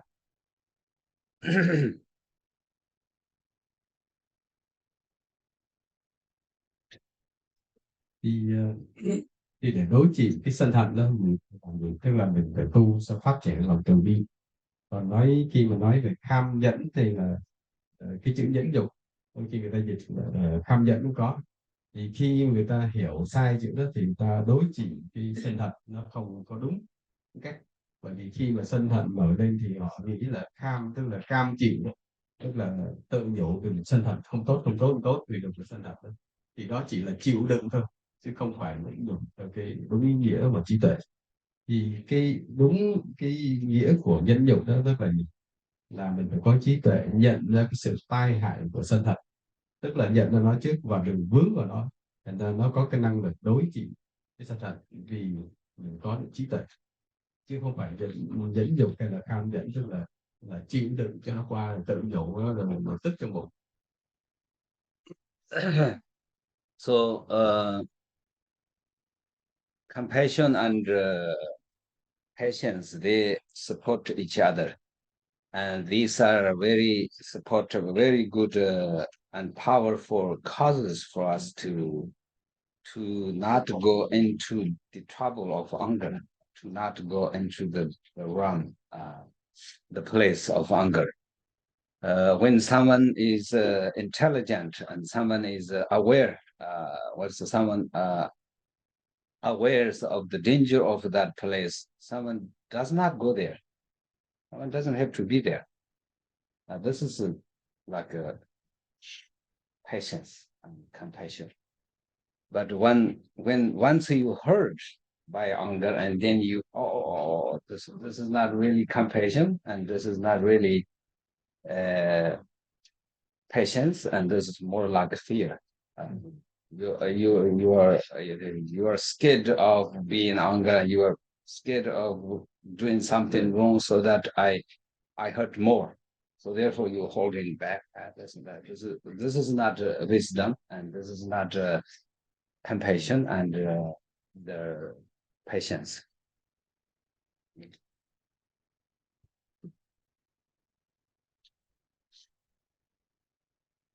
Như vậy khi như có hiểu từ bi đó thì chúng ta phải phối hợp từ bi và cái nhẫn nhục, mình phải phối hợp với nhau thì nó mới có cái năng lực, cái trí tuệ để chúng ta không vướng vào sân hận. Bởi vì cái từ bi và nhẫn nhục đó nó làm cho chúng ta ý thức được, quan sát được trước. Thì khi mình quan sát được là chỗ đó là chỗ nguy hiểm thì mình đâu có đi vào chỗ nguy hiểm được.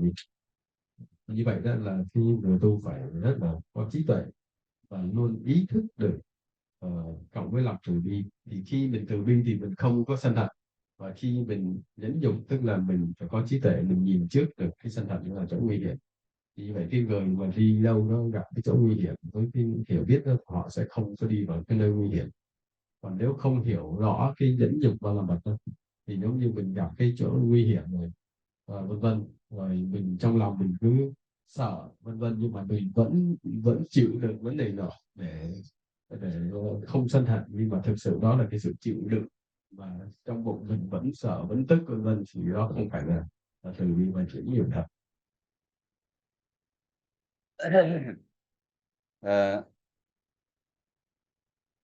Of course, then we understand the quality, the nature of compassion and bodhicitta. So then also we try to practice this, and we don't want to practice anything with sort of blind mind, not understanding.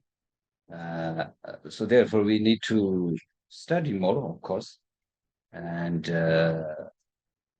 think carefully and clearly. And the main thing is to try to really practice the essence of that.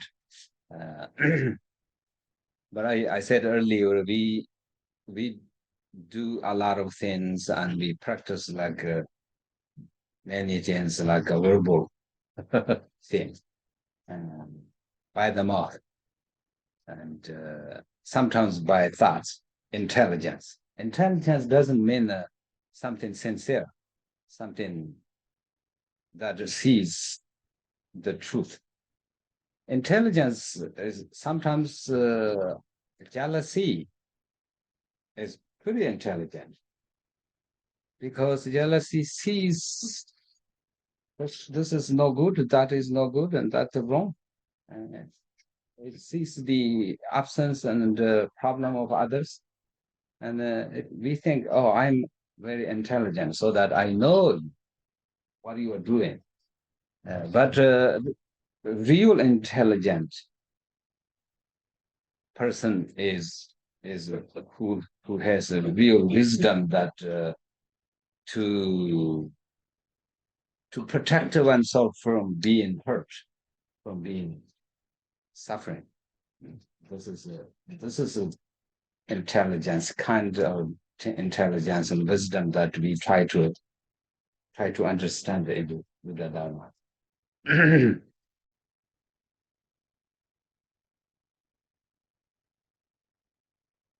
Vậy vậy khi chúng ta hiểu tính chất thì thực tánh của từng vi và những dục này như này, thì chúng ta mới có thể tu hành đúng đắn và không có tu trong cái vùng mờ của cái hiểu biết.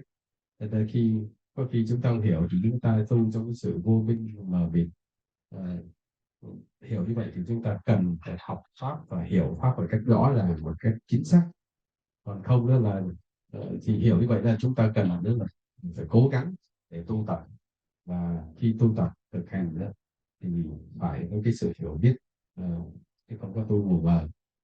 Và có khi tu đó là chúng ta cũng nghĩ đến trí tuệ, phải có trí tuệ, nhưng mà cái khi chúng ta lầm với cái thông minh đối với trí tuệ. Bởi vì trí tuệ đó thì hiểu đúng pháp và làm đúng pháp, còn cái sự thông minh đó là cái khả năng nhận biết mọi việc hay là khả năng mà hiểu biết mọi việc. Nhưng mà cái sự thông minh đó có khi nó lừa chúng ta, bởi vì trong cái thông minh đó, có khi nó có cái sự xảo quyệt nữa. Trí tuệ thì biết đúng pháp, đúng thực chất của đúng thực tế, còn cái thông minh có sự xảo quyệt, chẳng hạn giống như tôi biết anh rồi, vậy vậy anh cái này kia là tôi sẽ xử anh vân, đó là cái xảo quyệt. Hay là mình rất léo để mình làm cái mình theo ý của mình nhờ cái sự thông minh đó, thì cái thông minh đó không phải là cái yếu tố trí tuệ mà thầy muốn trình bày ở đây. Vì vậy đó là cái thông minh thật là gì? Cái thông minh thật phải có trí tuệ, và cái trí tuệ đó hiểu cái gì tai hại, và để làm cái gì để bảo vệ cái tâm mình nó khỏi vướng vào những cái phiền não, những cái gì tai hại. Còn cái thông minh của thế gian nhiều khi nó hiểu biết mọi chuyện của mình để nó làm cái chuyện gì ích lợi, ích kỷ với bản thân, thì hai cái nó khác nhau, chúng ta phải phân biệt rõ.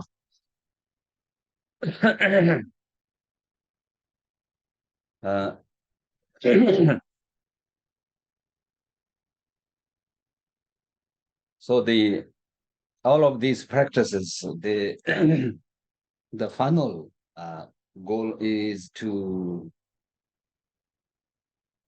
free from all thoughts, all kind of thoughts.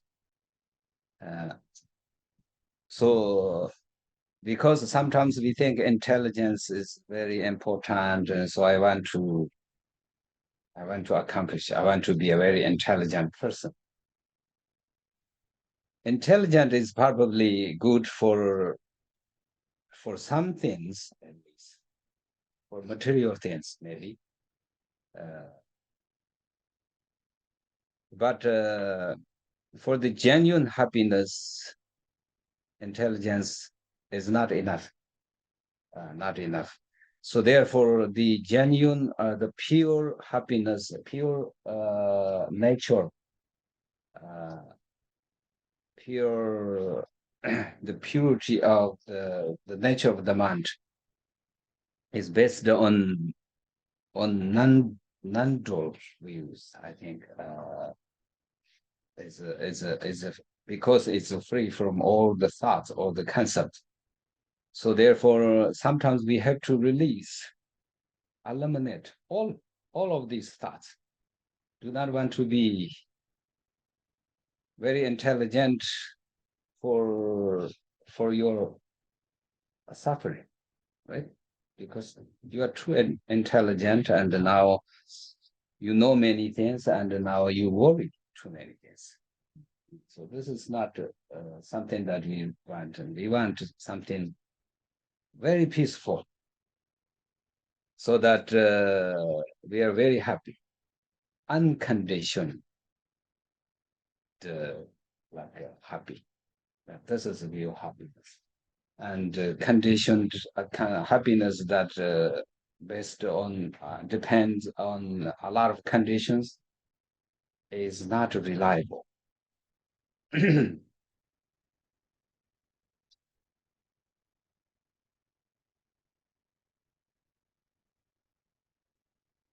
Nên ra tất cả những pháp tu mà chúng ta học được là cùng với mục đích để giải thoát là những giải thoát khỏi tất cả các vọng niệm, cái phiền não trong tâm mình, những vọng niệm. Còn cái thông minh hay trí khôn của thế gian đó, nó chỉ để thành công những cái chuyện mà như sự nghiệp vật chất thì, và cái trí khôn thế gian đó là bản chất nó là nhị nguyên. Còn chúng ta muốn được giải thoát và hạnh phúc an lạc, đạt đến cái chỗ thanh tịnh của tâm đó, là chính là thoát ra cái nhị nguyên mà vô được, tức là cái nhận thức theo kiểu bất nhị, đó là căn bản sự bất nhị. Thành ra tất cả những cái mục đích chúng ta tu đó để giải thoát khỏi niệm tưởng hay là những cái vọng tưởng phiền não trong tâm, thì giải thoát từ vọng tưởng phiền não trong tâm chính là giải thoát khỏi cái nhị nguyên. Còn cái sự thông minh hay trí khôn thế gian đó là nó vướng trong nhị nguyên, và mục đích nó để làm gì, để thành công trong những việc thế gian, chẳng hạn có sự nghiệp vật chất, và ngay cả những cái sự mà hạnh phúc an lạc của cái trí khôn thế gian nó đạt được không, nó cũng có điều kiện. Tại vì nó được hạnh phúc bởi vì nó dựa trên những điều kiện này điều kia, thì không có những cái nhân duyên điều kiện đó thì nó không an lạc, không hạnh phúc. Còn cái trí tuệ để chúng ta có thể giải thoát được những cái vọng niệm phiền não trong tâm, thì khi nó đạt được cái sự an lạc, hạnh phúc vân vân, thì bình yên trong tâm này nó không có điều kiện, tức là không cần dựa vào cái điều kiện gì hay nhân duyên gì, nó vẫn có được sự an lạc của tự đến trong tâm. Thì hai cái nó khác nhau.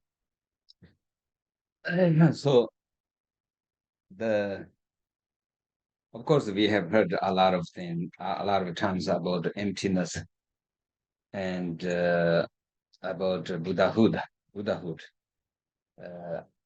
But sometimes we don't really know what is Buddhahood and what is emptiness. We think when we think emptiness is like an empty house, and an empty pocket, empty wallet. But that emptiness is a cause of problems sometimes, because the house is empty. Because of that, I have to spend more money to and empty pockets, so I don't have money to spend.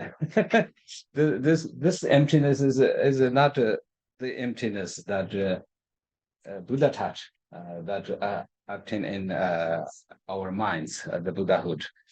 Buddhahood is free from conceptual elaborations, freedom from constructing, none like a complex. So it's the realization of this nature of the mind, the emptiness of the mind, is non-dual, like let's say, it's free from conceptual elaboration, so that it's free from intellectual thoughts. It's free from intelligence. It's free from knowledge.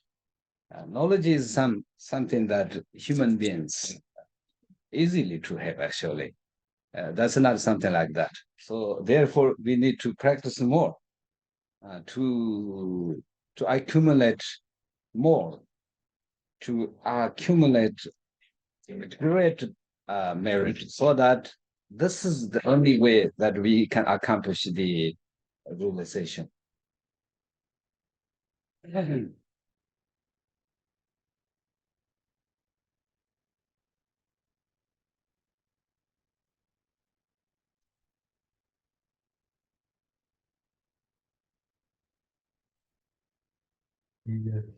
Thì, khi chúng ta là người tu, chúng ta cũng nghe nhiều về thánh không rồi, và nghe nhiều về Phật quả, thì mình cũng nhiều khi cũng không rõ thánh không đó là gì, nghe thì nghe vậy thôi, nhưng mà không hiểu về thánh không đó thì nó càng thêm vấn đề khi mình tu tập. Chẳng hạn như là ờ, nói mình hiểu khơi khơi cái không không, mình nghĩ ngay cái nhà trống rỗng, cái nhà không là cũng không đề khi, hay là nói cái túi rỗng, túi không có tiền, tức là không, thì nó không phải là như vậy, bởi vì cái kiến thức thế gian đó, tức là cái nhận thức thế gian nó dựa trên nhị nguyên.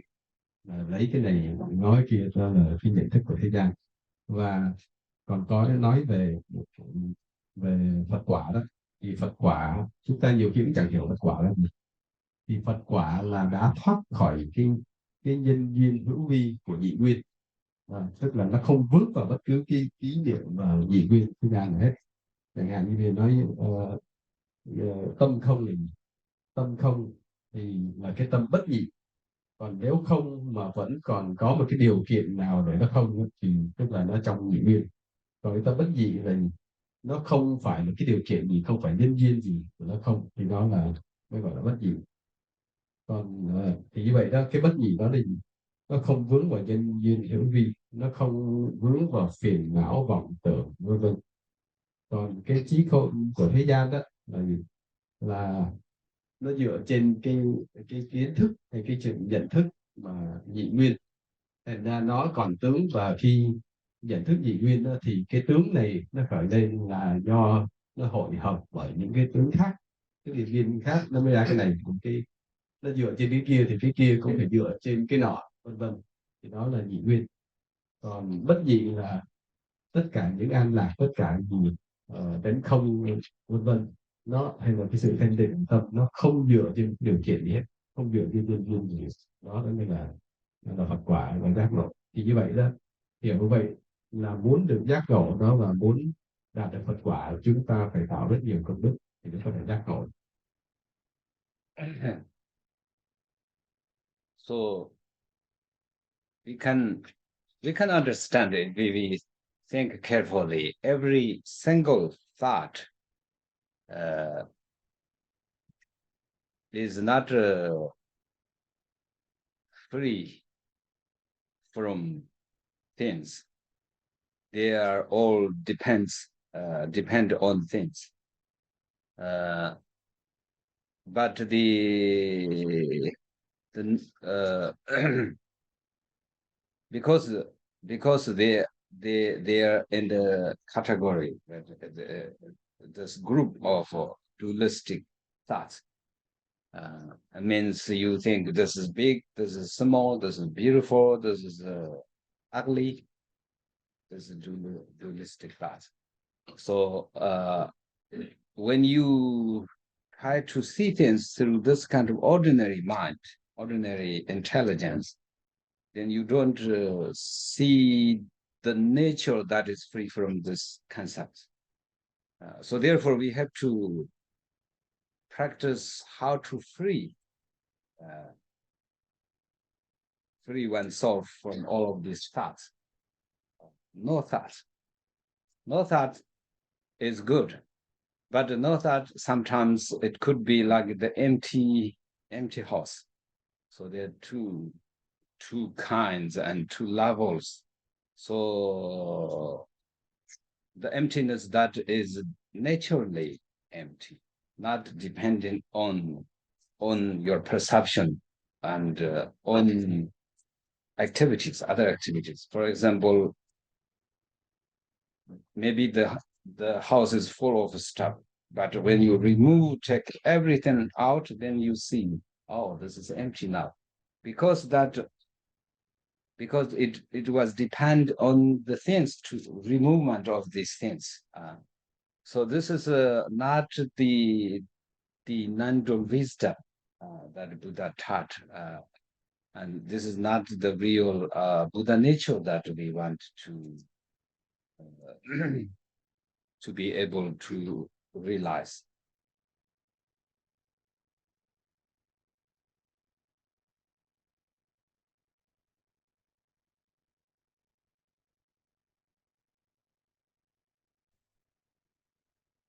Thì là cái người bình thường đó là chúng ta có cái dòng tâm thức nó luôn luôn chạy.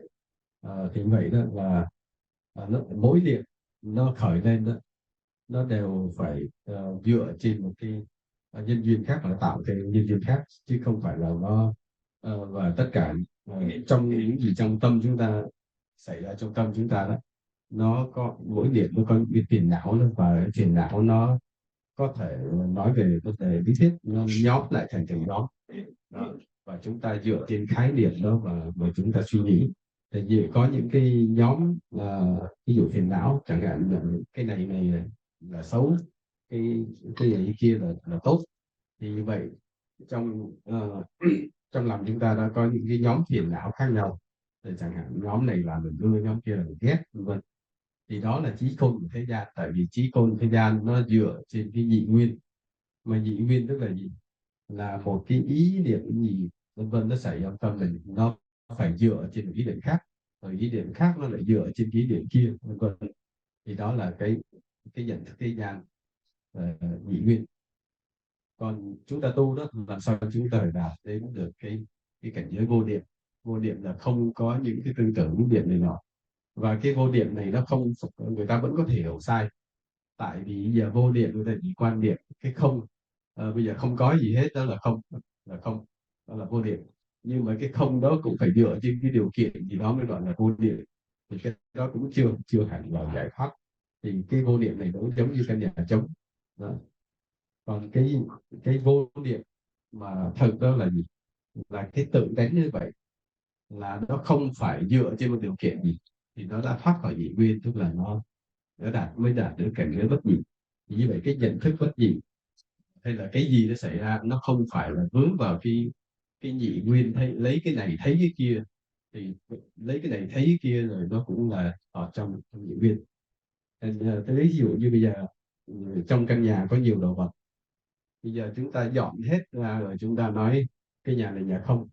Thì như vậy cái không đó là cái không rất thô, nó vẫn còn trong nhị nguyên. Còn Phật tánh là khi mà chúng ta đạt đến cảnh giới vô niệm, tức là nó không dựa trên cái điều kiện gì để nó không, thì mới là thật là Phật tánh. Thì đó là cái điều chúng ta cần tu tập để giác ngộ Phật tánh, tức là thoát khỏi cái nhị nguyên. So therefore, the profound or the liberation, of course, has different levels. Liberation of liberation that taught in the Hinayana teachings and the Mahayana teachings are different. And the liberation that we want to accomplish is as I said, is free from all the concepts. So because it's free from concepts or consciousness, so therefore it's not like the empty that we can see through our regular eyes, or we can see, we can think with our ordinary minds. So therefore it is actually not empty, and of course it's we shouldn't say it's something else. So it's free from all the concepts, all something that we can not really think through our minds. So therefore, we need to practice wisdom, genuine realization. And so for the genuine realization, profound realization, we practice accumulations and confession every day. Because why we are not able to perceive or to realize this emptiness, this Buddha nature, is there a lot of obscurations in our mind, a lot of negative karma, heavy karma, uh, so that that for that reason we are not able to see through. And this is what taught. This is why we practice Guru Yoga. Sometimes we try to to meditate on the natures or the wisdom of the Guru with with with a very pure sort of subtle mind, not thinking, not thinking, but not blunt, very clearly. So all of this is a part or sort of qualities of the Buddha nature. We are not fully there yet, so we are not fully realized, but we are there through this Guru Yoga practice. So this is a very important part to practice Guru Yoga through the preliminary practices.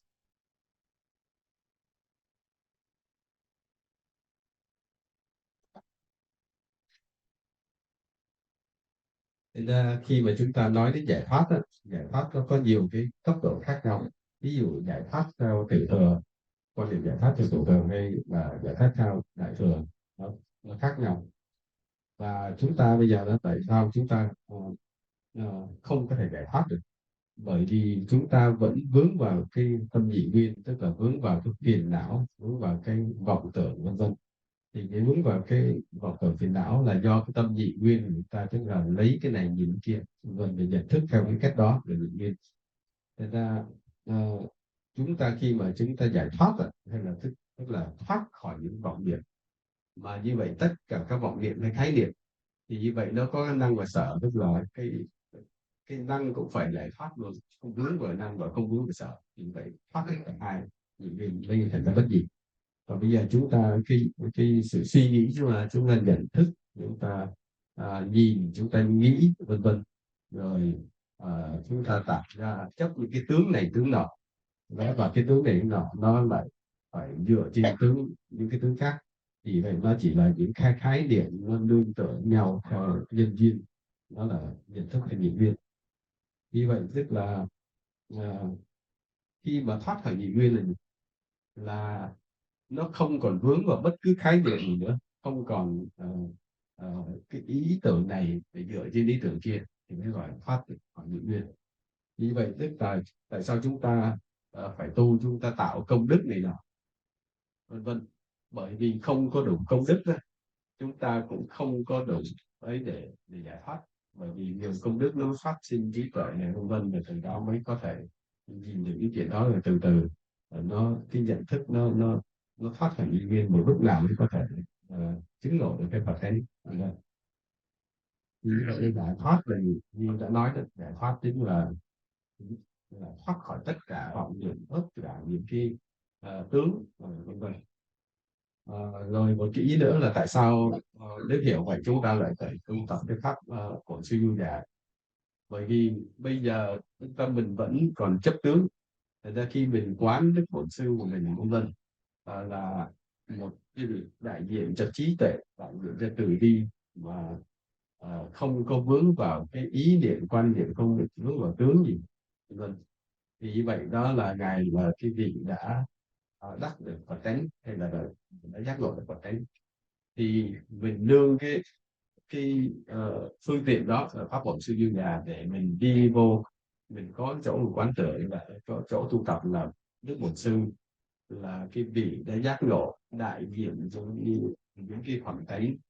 Giác ngộ tức là không có vướng vào nhị duyên, không có vướng vào tướng và chấp là nhân duyên, thì lấy đó để tu tập và đến gần với cái Phật tánh, cái tánh không phải là cái bất nhị. Vì vậy mà muốn tu pháp Bổn Sư giả cũng vậy, không phải đi thẳng đó, mà chúng ta phải tập qua cái pháp thiền hành, tức là pháp ngôn rô, có những phần trước đó và những phần trước cái pháp Bổn Sư giả, chính là để tu tập để dẫn đến pháp Bổn Sư giả. Thì như vậy là chúng ta phải tập ngôn rô. So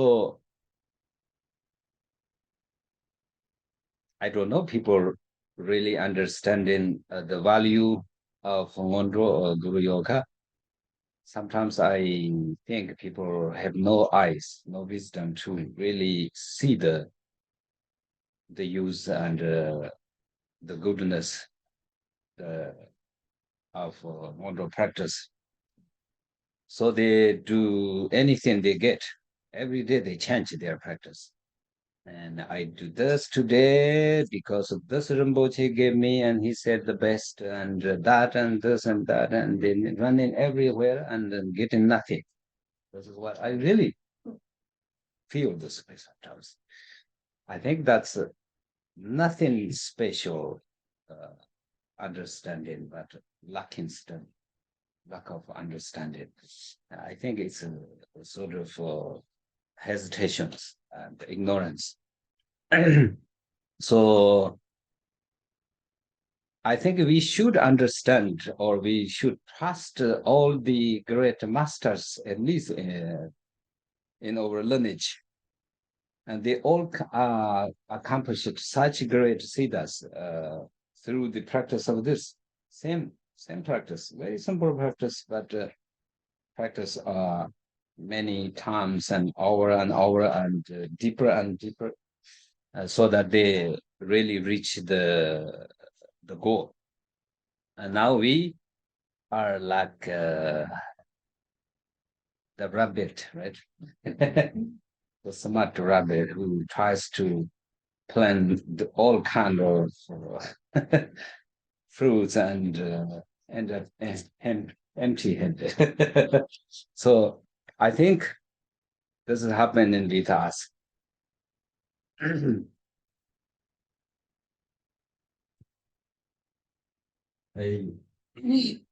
thì nhiều khi thầy cũng thắc mắc không biết là mọi người chúng ta có hiểu rõ con rồi không. Bởi vì theo thầy nghĩ là chắc không, bởi vì không có cái huệ hay là không có cái huệ nhãn để nhìn sự việc để cho đúng. Bởi vì là đôi khi các đạo hữu họ chạy đi học hết thầy này thầy kia, thì các thầy khi mà truyền pháp thầy nào cũng nói pháp này rất cao, các người phải thực hành nó này nọ vân vân. Rồi pháp nào cũng cao thì chẳng biết pháp nào cao, pháp nào rồi cũng biết là tu làm sao vân vân. Thì khi như vậy đó là cuối cùng rồi đi học lung tung mà cũng chẳng hiểu hết, bởi vì không biết từ đâu so sánh, thì không có tuệ nhãn, không có cái nhìn trí tuệ. Và chúng ta hiểu và chúng phải noi gương Phật tổ, các vị tổ, ví dụ trong đàn truyền thừa thành tựu, các vị đó đã tu tập được một chỗ, rồi tu tập rất nhiều, rất từ từ mới thâm nhập càng đến càng sâu vô. Còn thì như vậy các ngài mới trụ một chỗ để mà tu tập. Còn như chúng ta là chạy lông rông giống như con thỏ, biết là thầy nào cũng tới học rồi vân rồi cuối cùng chẳng hiểu nhất.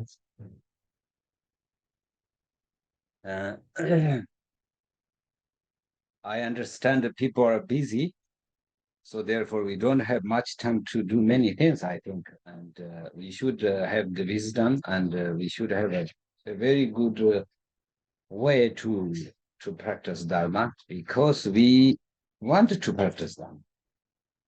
And because of that, we want to have some good result.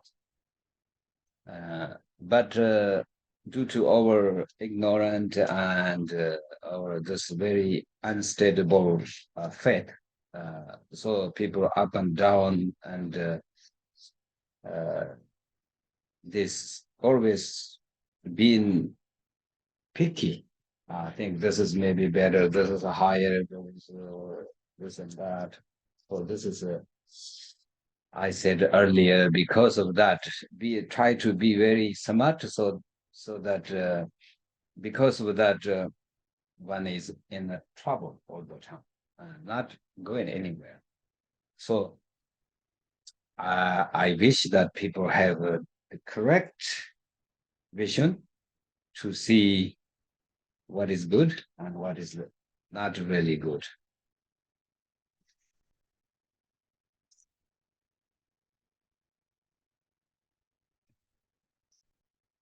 chung chung cái đạo hữu là nói là mình bận nhiều cái thì giờ thì thiếu cái sự tu tập.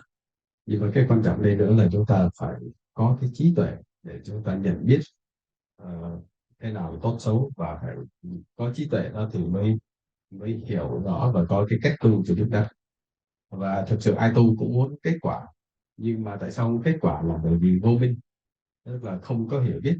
Và ngoài cái vô minh ra đó là không có cái niềm tin ổn định, niềm tin kiên cố, rồi cứ kén chọn pháp này pháp kia, nghĩ là pháp này cao, rồi lúc khác lại nghĩ pháp kia cao, rồi cái này cứ phân vân mình kén chọn, rồi cuối cùng lại chạy cái pháp nào ra pháp nào hết.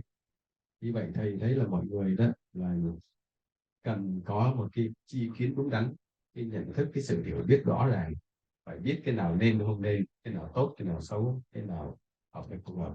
Như vậy phải có cái chi kiến đúng đắn đó, và phải có cái sự quan sát với cái trí tuệ. Còn không thì mình cứ phân vân, mình cuối cùng chẳng hiểu hết và mới biết cách mà tu. Yeah. So I still want to say, to continue, those who are practicing Ngondo, although you have been practicing through this many years and maybe not seeing a big difference, or maybe not seeing a big differences. But that doesn't mean the practice is not good. I think that means the individual has a deep ignorance. But of course, we have to remember that the story of Buddha, how he came through, and how much time he spent, how many years that he used for the liberation. And it is not that easy, of course, to achieve the enlightenment. But because we are going the special path, like Tantrayana, which is pretty profound and deep, and it's faster. But it still depends on the individual's mental faculty, mental sharpness, and devotion, and diligence, and many things. And no one says that you don't have to do anything, but you will be liberated, right? No one says that. Everyone, all the Dharma, the masters say you have to be more diligent. You have to try hard. You have to do this and do that, so that you'll be okay, you'll be fine, or you achieve such a great achievement. Like Hota Rinpoche, in his teachings, you can see the chapter of diligence, and how much he tries to give us the important information of diligence. And this means we have to be diligent. If you are not diligent, then we should not blame on the lineage, on the practice. But the only thing we can do is really we try to do this continually, and then pure faith, pure devotion, unsteadable faith, never lie, never lie. If real faith lies, then the Buddha lies, of course, Dharma lies, everything is lie. uh, so we should understand, if you think, oh, my Dharma practice is not working, means your faith is not active. We should understand the important part, right? The key of that.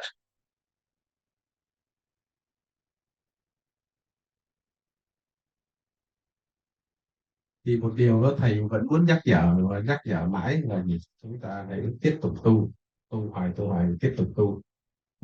Dù cho là chúng ta tu hay người nào tu mà vẫn chưa thấy có gì thay đổi lớn và chưa thấy kết quả gì cụ thể thì thầy nói là cứ tiếp tục tu.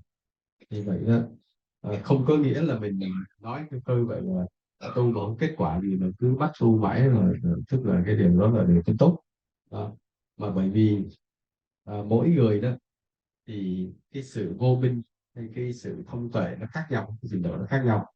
Thành ra cứ coi cái gương của Đức Phật, thì Đức Phật đâu có bao giờ mà tu lừng khừng hay vân vân. Đức Phật đã tinh tấn tu vào bao nhiêu kiếp, vô lượng kiếp. Như vậy chúng ta ở đây đó là chúng ta lại theo cái thừa đặc biệt, cái thừa kim cang thừa.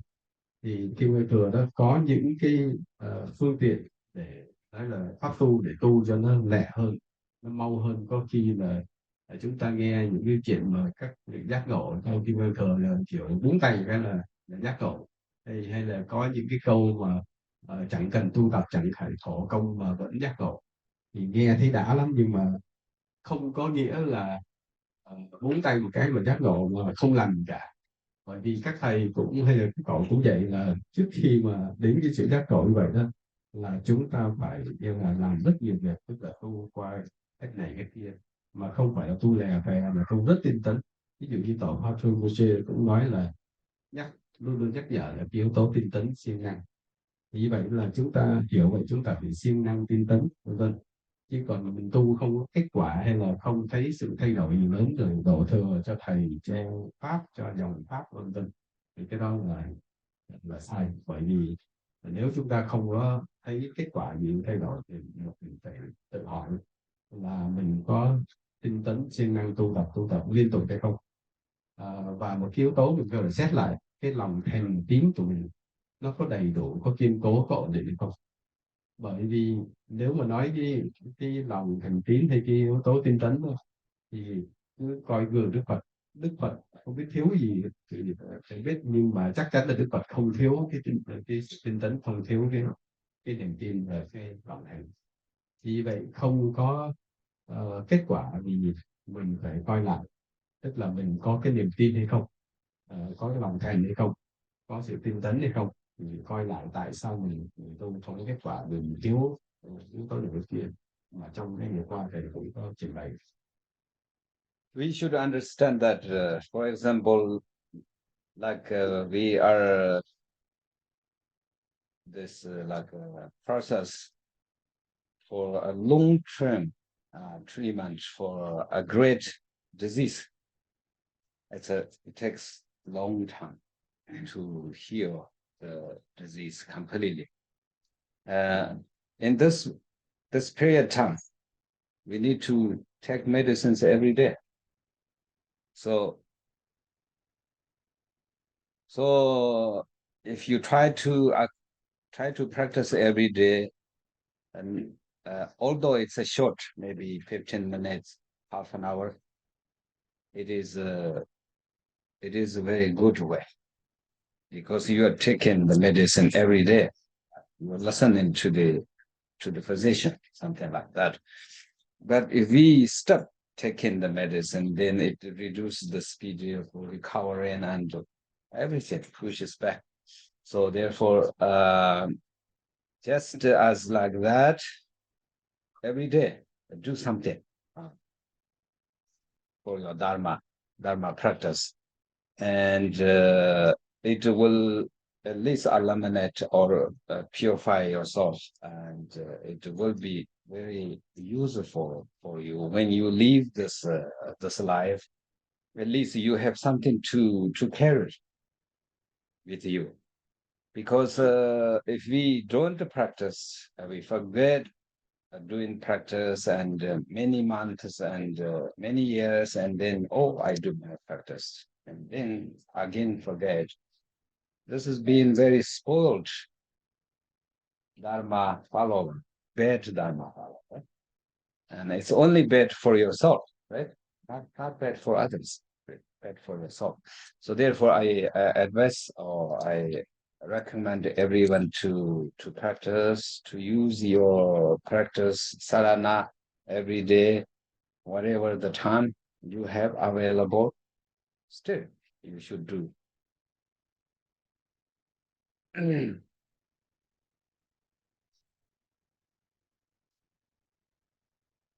Thì chúng ta phải nên hiểu cái việc tu hành cũng giống như một cái liệu trình cho một cái người bệnh.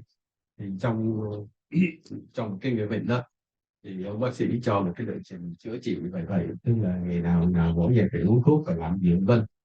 Thì tu tập nó cũng vậy thôi. Thì ít nhất đó là chúng ta hiểu như vậy, đó là chúng ta là cái người bệnh, và chúng ta cần cái pháp tu chính là cái liệu trình chữa bệnh.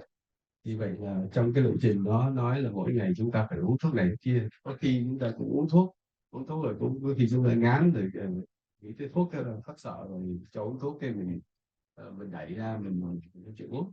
Thì như vậy nó không có kết quả, tại vì cái lộ trình đó phải được áp dụng cách liên tục, chứ không phải lúc thế này nó khác. Có khi người tu chúng ta có khi tu rất hăng, tu một thời gian lâu cái thấy mình ngon rồi cái là phải học tu nữa, hay là rất là lười biếng. Vì vậy đó, tu nó phải có sự liên tục, giống như cái chữa bệnh phải liên tục. Thì ít nhất đó, khi bệnh rồi nào như thế nào đó, mỗi ngày cũng phải bỏ ra một thời gian, 15 phút cũng được, cũng là tốt hơn là không tu gì hết. Vì vậy giữ cái sự liên tục trong pháp tu của mình. Và cái quan trọng nữa là tất cả những cái gì mình tu được, công đức gì mình tu được, nó không có hề phí bỏ. Bởi vì cái lúc nào mình ra đi, tức là về đời hay là lên đường đó, thì ít nhất những cái công phu công đức của mình tu nó còn có chút gì để mang theo, còn hơn là cái người mình không có tu hết, lúc ra đi đúng là thật sự là tay trắng không có gì để mang theo. Thì như vậy á, là mình phải nghĩ là tất cả này nó đều ích lợi cho bản thân mình chứ không cho ai hết. Tại vì mình tu không tu là nó có ích lợi hay là nó tai hại cho bản thân mình chứ không cho ai hết. Thì như vậy thầy khuyên là chúng ta mỗi tu tập mỗi ngày duy trì cái công phu đều đặn thường xuyên. I know you get sleepy. Maybe hungry. But in Tibet, sometimes, including Lama Sang, these older generation of lamas kept us 3 or 4 hours sometimes in one session. And to check on your patients, to test your patients. So maybe you are out of your patience.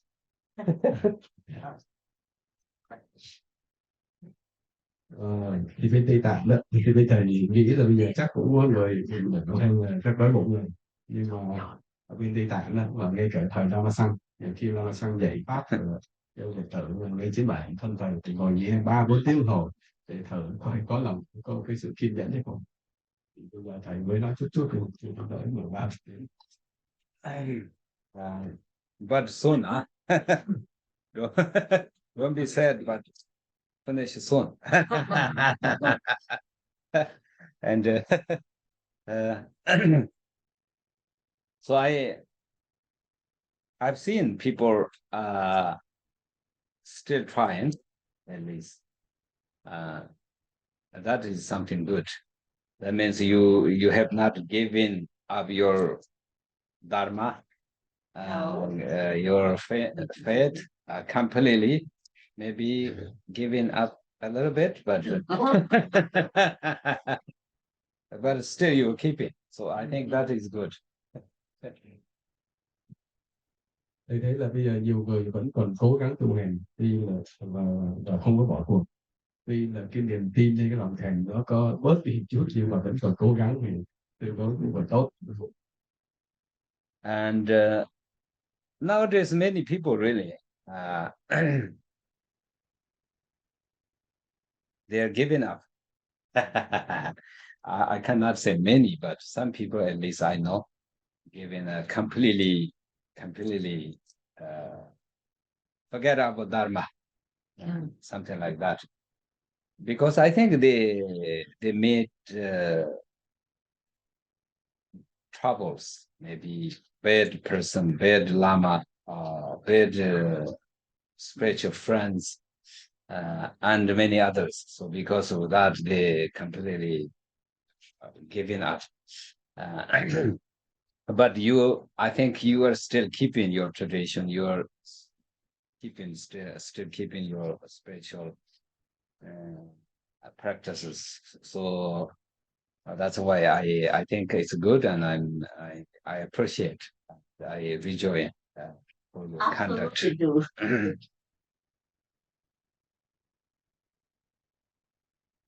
Thì thầy thấy là thầy có gặp nhiều, có những đạo hữu không nói là nhiều nhưng mà bây giờ đã bỏ tu rồi, bỏ pháp hoàn toàn. Lý do là gì? Theo tôi nghĩ là họ đã gặp những bạn xấu hay là ác chỉ thức hay là thầy xấu, rồi lý do đó là cái bỏ tu nên bỏ pháp hoàn toàn.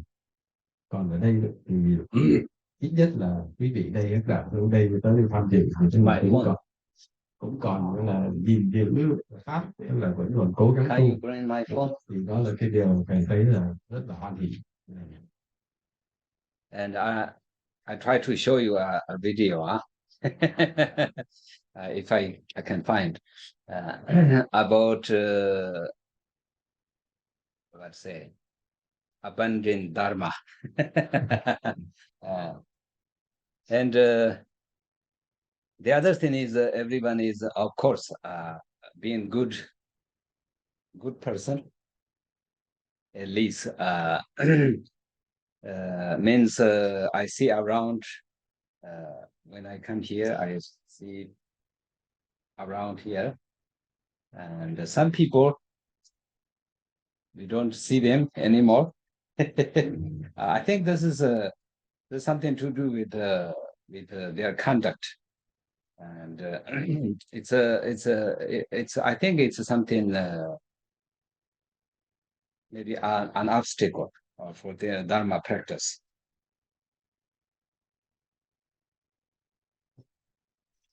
Thì thầy muốn cho mọi người coi một cái đoạn video, cái thí dụ về những người bỏ pháp tu. Thì chung chung là ai cũng các đạo ở đây là đều tốt, tại vì thầy mỗi lần của họ sắp thầy đều gặp lại mọi người. Còn những người bỏ tu đó là vì giới hạn, có vấn đề vân, thì thầy sẽ để thầy kiếm cái video đó thầy cho mọi người thôi. So because it has something to do with samaya, we always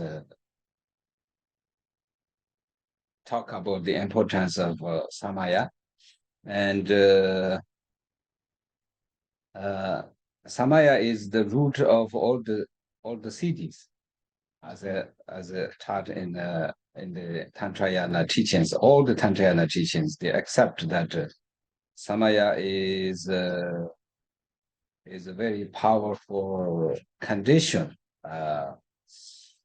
for the good result. We say that siddhi, right?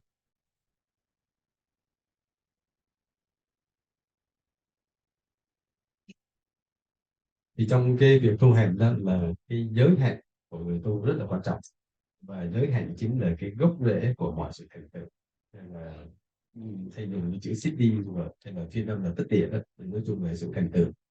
Như vậy cái giới hạn là cái yếu tố rất quan trọng, rất mạnh liệt để chúng ta có thể thành tựu hay là đạt được cái tất địa siddhi của mình.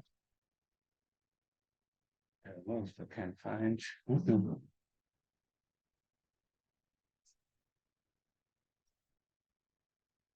I heard this was a monk from some monastery, and now he gave up his monk's life, and also he gave up his believing in the Buddha Dharma, and he was stepping on the statues of the Buddha and Vajrasattva and Guru Rinpoche, stepping on them. You are a big liar. I don't want you to anymore to be here. Go away or something like that. But I don't think I can find. You go into media and look for photos and videos. Into the chat history. That's easy. And if you remember the time, that's easy and faster. Thì trong cái video này đó thì có một vị tăng cũng đã từng trong tu trong tu viện nào đó, rồi có một lúc rồi bỏ tu, bỏ y, bỏ pháp vân vân, mà lại còn đạp lên những tượng của người Phật, của tổ Liên Hoa Sen vân vân, rồi còn nói là các ông lừa dối tôi, lừa gạt tôi, từ giờ tôi muốn gặp ông tìm cho xa. Anyway, we shouldn't be like that, right? Right. So to be loyal, loyalty is very important for the Dharma and for your practice. Vì vậy chúng ta không có muốn phải vướng vào đây là như những cái ông tăng đó mới phải bỏ pháp, và như vậy thì chúng ta đối với dòng pháp của vân vân, chúng ta cần có cái niềm tin vào cái sự trung thành trước sau như một. I think you have to speak up. Ông thầy muốn nói lớn đi đó. Là như vậy đó, thầy muốn là các đạo hữu ít nhất là đừng có giống như các ông tăng đó, bỏ pháp còn chỉ bán Phật hoặc là điều gì thì như vậy muốn vậy phải cần cái lòng trung thành trung thủy, hay là trước sau như một đối với pháp, với dòng pháp, với thầy. I promise you to give a good lunch, okay?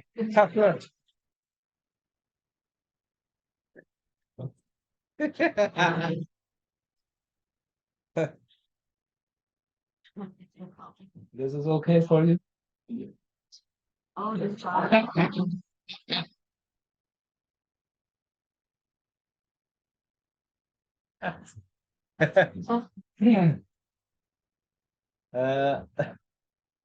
Anyway, so so that was very good. So since this is the ending of my trip this time, and everyone was very kind as always, and very let's say very open. So that was something very good to see, and I appreciate very much.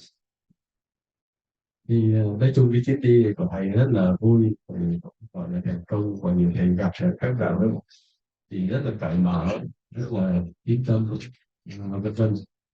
Thì thầy rất vui, và thầy cũng cảm ơn mọi người. And I know we are doing nothing very big, but although it's what's the small activities and this and that, it causes a lot of expenses and energy and time and worries and many things. So I know you have put in a lot of your money, time, energy, and to organize things. So that's something that I should understand, and I do understand, and also very appreciate for doing that. Thì tuy là cái kỳ mà pháp này đó, thì các ban tổ chức không có làm gì lớn, nhưng mà thực sự là cũng bỏ ra rất nhiều công sức, tiền bạc vân vân của tổ chức cho mọi người, và thực sự là cũng tốn rất nhiều công sức và tiền bạc của mình không. Thì bản thân thầy đã cảm cái chuyện đó, và nghĩ là các cháu đứng lên cảm kích những cái việc làm của những người tổ chức. And also people from different states flying or driving or whatever, also it's pretty cozy. And although there are difficulties and conditions, that you did that, you are willing to do that for the connection between you and me, maybe. So this is, I think, at least a condition for the good result in the future. Và cũng có những đạo hữu từ Việt Nam khác tốn thời gian tiền bạc và trải qua những khó khăn để sắp xếp bay tới đây để học pháp, vân vân. Giữ được cái liên hệ với thầy, với dòng pháp, thì thầy rất là cảm kích chuyện đó, và thì rất cảm động mọi người cũng mọi công sức ra tiền bạc ra học pháp. And also, I mentioned yesterday about the donations, and that part I already explained, and you can be happy for what you did, for your own merit and accumulations, and also the benefit of for the monastery and the sangha and the activities of the monastery. Và hôm qua thầy cũng giải thích rõ ràng là tất cả những món tiền các đạo hữu cúng dường thầy của thư viện thì thư viện sẽ dùng những cái món cúng dường đó vào những chuyện thích đáng và không có thất thoát vào một cái nơi mà mình không đúng. Thành ra quý vị yên tâm, và qua cái sự cúng dường có thật sự pháp sự đó, quý vị đã tích lũy cho đến nhiều công đức. Cảm ơn. Và các đạo hữu cũng liên hoan thì số tiền đó sẽ dùng được vào thích hợp. And then, of course, I visited some doctors, and those are very expensive, I know. And this is basically for myself, and for those who spend a lot of money to make this happen, to see the doctors and to get some treatment for my knee and everything. It's a lot of money, I know, and I personally really thankful for that. Và đỡ trong cái chuyến đi này đó, thì thầy cũng đi bác sĩ để chữa trị những cái bệnh ví dụ như đầu gối, thầy hay chữa những vấn đề khác, thì có đạo hữu phải bỏ ra những số tiền rất là lớn để chữa trị thầy, và cái này nó chỉ lợi ích như của bản thầy thôi, bản thân thầy thôi, và cái sự hy sinh của các đạo hữu đó, vâng, thầy rất là cảm ơn biết ơn, cảm kích. I tell you, the gel, the injection is 200 times more expensive here than 200 times more expensive here than China. But I think it's a very different thing. So therefore, I made everyone to spend that much money. Although I know there are some things very cheap in China. Và thí dụ là một cái mũi chích vào đầu gối, đầu gối đó là nó đắt gấp 200 lần ở bên Trung Quốc, nhưng mà nếu nói cái nào đó cái phẩm chất thì nó đáng giá hơn, bởi vì đây tin tưởng hơn, thành ra cái sự chọn lựa vẫn là Trung Quốc của đây sự tin tưởng. And also people spend a lot of money to buy gifts, to donate for me to buy facilities like cameras, recorders, and many other things for the project to develop some things in the monastery, and these are useful. And through this action, I hope that people get a great merit. Ngoài ra còn có những đạo hữu khác có tặng cho thầy những cái món đắt tiền, ví dụ như mấy camera này vân vân, những cái đồ điện tử để cho tu viện có làm những công trình của nó về Phật sự pháp sự của nó, thì thầy rất là cảm ơn tất cả vị. Yeah, people a lot of people do not know, some people do not like to see, but all of you accept that this is something correct, and it's okay to do, to buy and to spend that much money, because it's useful. And so therefore we, every time I come here, although I'm not here, especially the some groups in the US, they always buy things and for the use for the monastery. So we always remember that. Thì mỗi lần thầy qua đây đó là các đạo hữu họ luôn luôn là cúng dường thầy những cái món đồ điện tử này, vân nói nó rất tiền, và những cái món đó không phải là để vô ích để chơi, và có nhiều đạo hữu có khác cũng không biết những chuyện này, nhưng mà thầy nhắc ra để cho thấy là những cái món đó không phải là vô ích, mà tu viện sẽ dùng những đó để làm những Phật sự vân vân trong giải pháp, thì thầy rất là cảm ơn các vị. Then the organizers, of course, they are very kind. They're very generous, and they are generous not only for me, but also the action is a benefit in others too. So the organization organized this small, even though small activity, but it probably is beneficial. So therefore, I rejoice your bodhisattva action. Thì lần này tuy là các ban tổ chức những cái sự kiện nhỏ nhỏ, pháp sự nhỏ thôi, nhưng mà thầy tin là làm lợi ích cho rất nhiều người, và thầy rất hoan hỉ công đức của hạnh Bồ Tát của những người tổ chức pháp kỳ.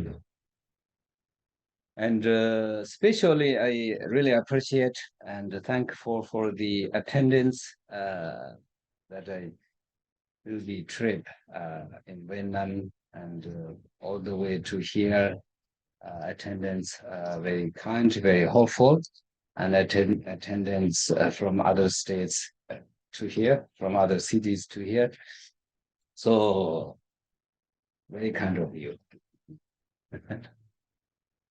Cảm ơn là trong cái chuyến đi này, cảm ơn những vị diễn giả hay những người mà đi theo thầy từ chỗ này qua chỗ khác để phục vụ và giúp đỡ cho cái chuyến đi của thầy được tốt đẹp, thì thầy rất là cảm ơn các vị.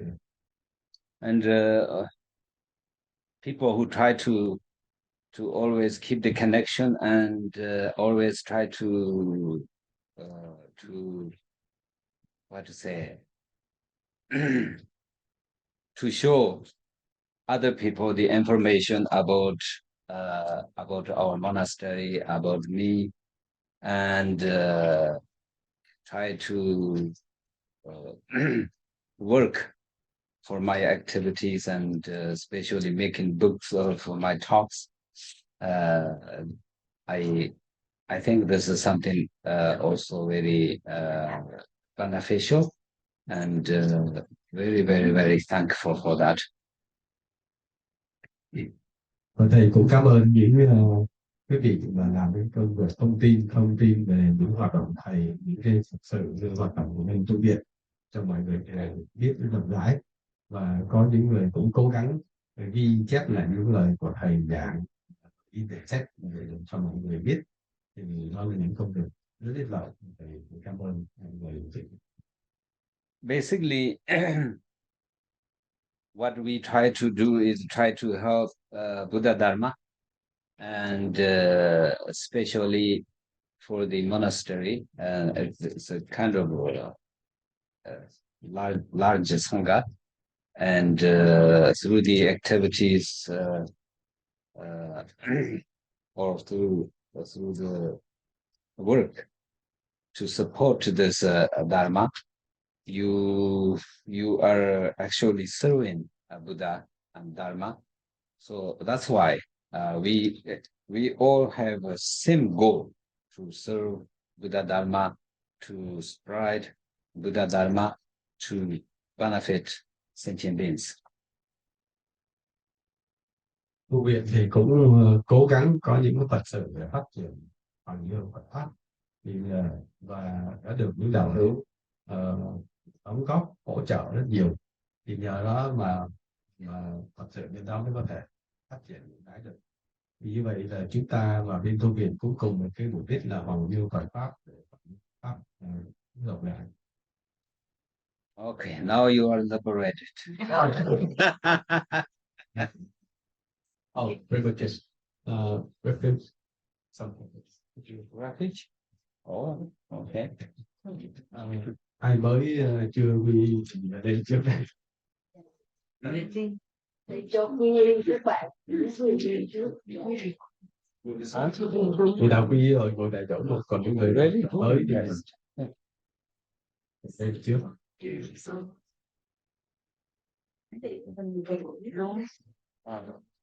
Còn đối với Việt Nam anh chạy được qua sát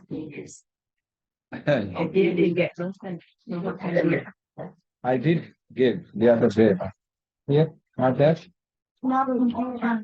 Yeah, I did. Yeah, the other day. Yesterday. Yesterday, what? Oh, the day after. Before yesterday. Yes, it's on. Oh, Not something here. Friday.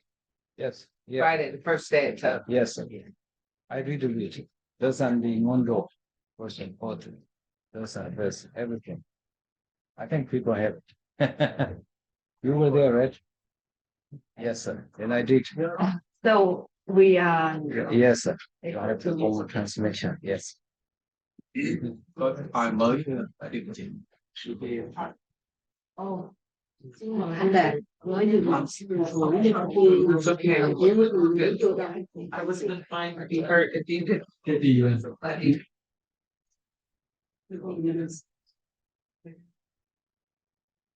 nhiều lắm. không sao, nếu không ngồi gần gần được. Too many people. No, they can hear. They can. You can come in. No,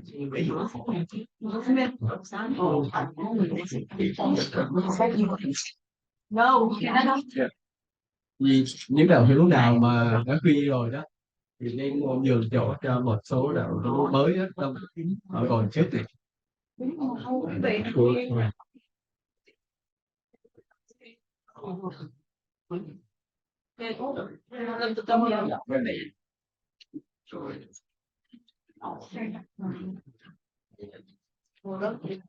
cho mình cơ hội mọi người khác cơ hội cho mình mới cơ hội để đâu có lợi nghĩ là có không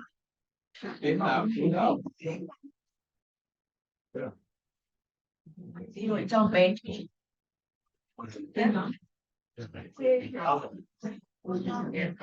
ai thì không học vì vậy đi nào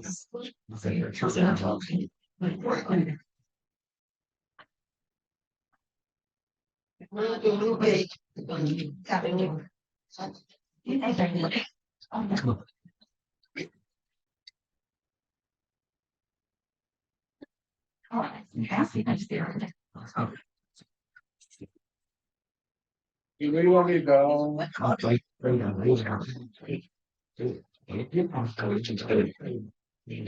sau này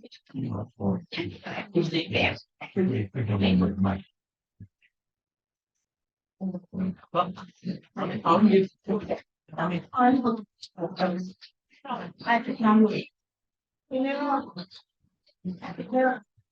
ai kêu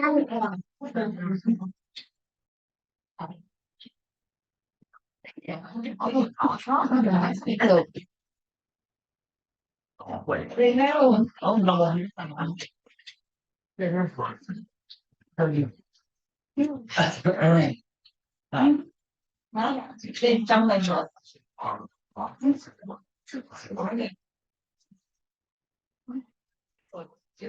Em thấy hơi nhiều.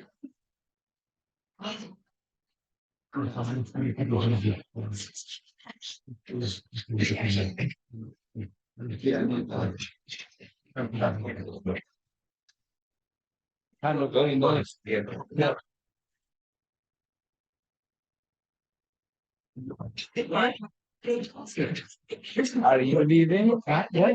Okay. No one to give me the content at the end. That's bad luck, right? Awesome. I'll probably leave around 4:15. Okay. So, See you around. yeah. Thank you. Thank you for everything. Did I talk too much? No, everything you said was spot on. So helpful. Okay. You said that you're telling somebody else 10 hours. Okay.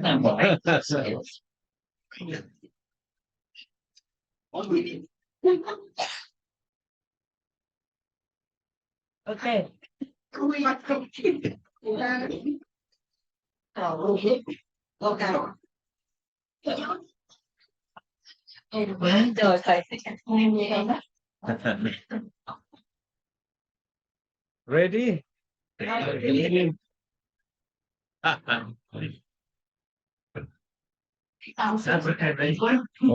repeat after me. Namo Buddhaya. Namo Dharmaya. Namo Sanghaya. Namo Buddhaya. Namo Dharmaya. Namo Sanghaya. Namo Buddhaya. Namo Dharmaya. Namo Sanghaya.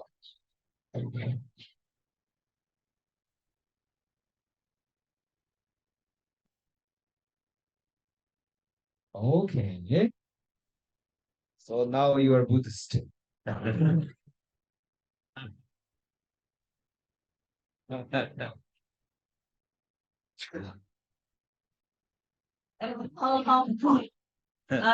Chị Vân nói mọi người biết được xin thêm cho họ sau được biết ai không? Mai mốt sang đến thì xem expression đó. Chị cho nó không thấy chưa? Vậy lúc nào cũng được bao nhiêu chút nữa? Thấy không? Chị thấy chắc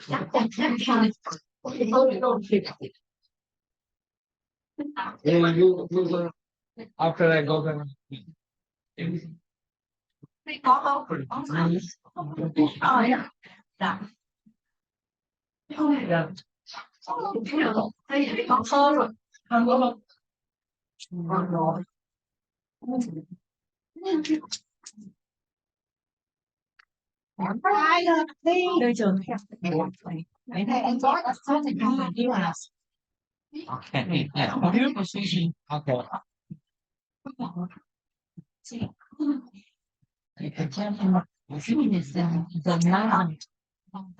Okay. Không sao mẹ cứ đưa mình đi. Khi đang ra nó là nhìn nó quên đi. Cảm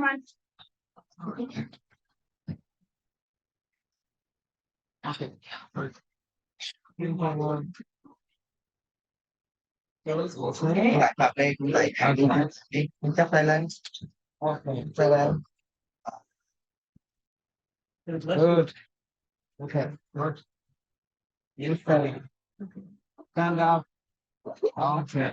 Okay, good. Okay. Rồi đi theo đây, theo rồi. Tiếp tục. Okay.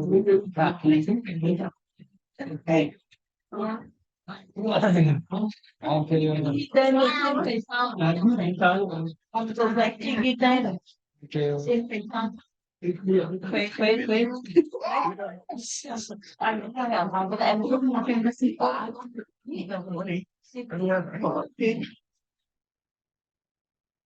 Thank you.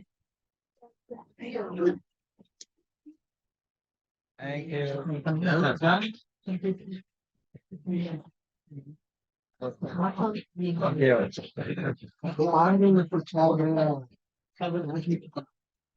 That's all. Thank you.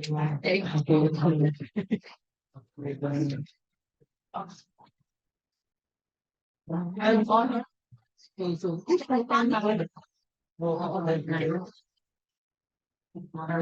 I told you this is my son. We are so happy to be the twins.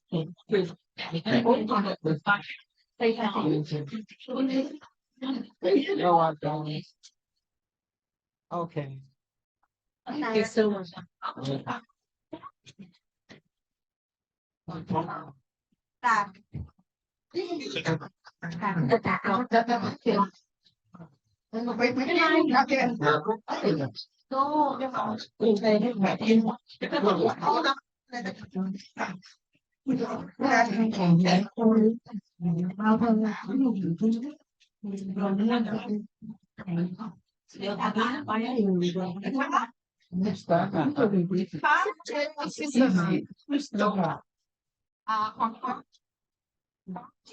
Houston.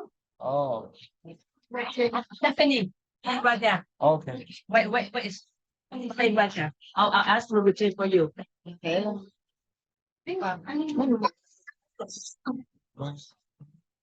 See, you can translate.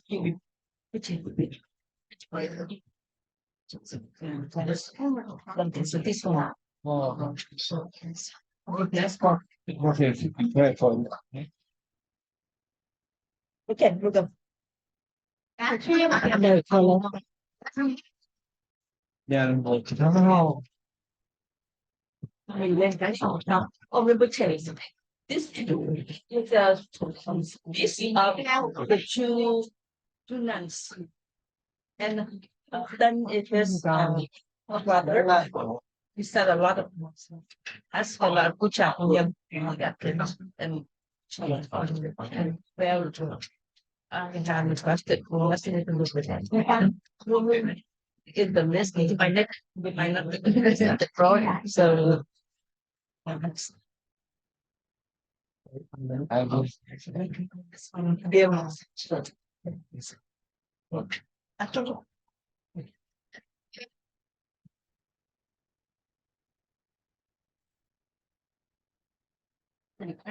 Dạ, cảm ơn em.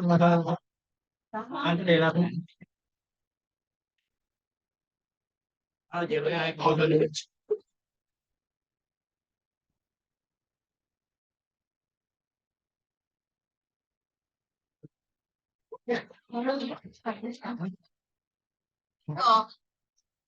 All right.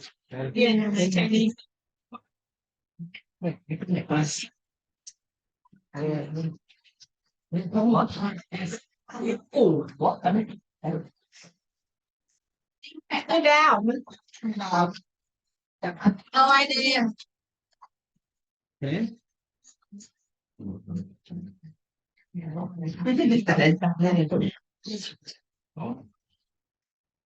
Thank you. Okay.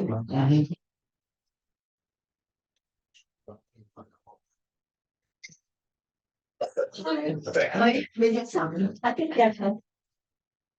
Lock. That's it. Nhà.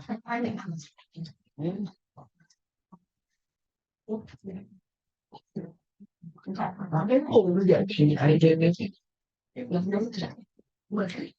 Không có việc em chỉ của em. Để chị tặng qua riêng. Dạ, cộng bạn cái thân qua. Chụp nhiều chụp nhiều hồi Dạ.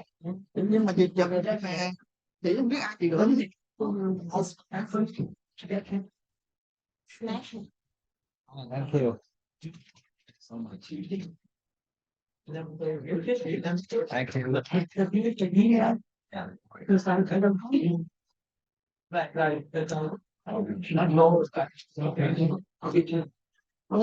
Right. Thank you so much. Thank you.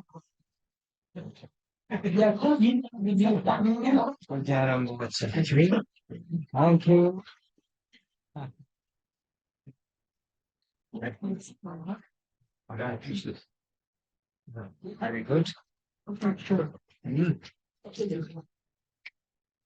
Thank you. Yes, thank you. Ah, okay. dạ đúng rồi. Bởi vì là con Thank you.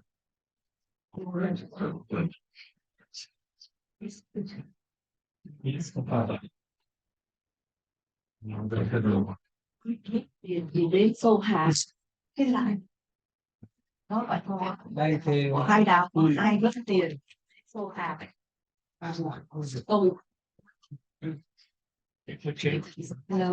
Get well. ai mất tiền thì đấy lại phải đâu cái này là nó ba Very good. ở đúng rồi mấy cái đâu biết là ba đỏ Huh? my straight Oh, two shrimp no. thank you so much Okay.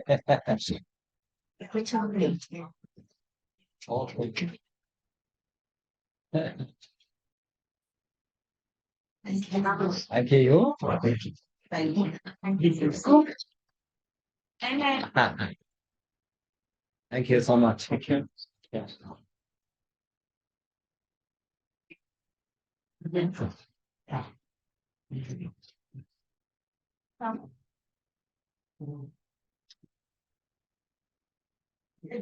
Thank you. Thank you. Haven't you?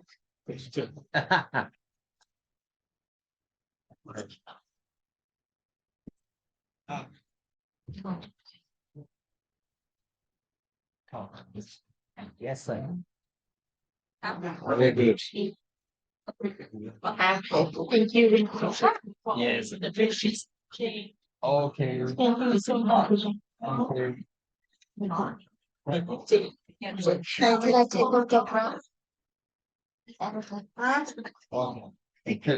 Good checking.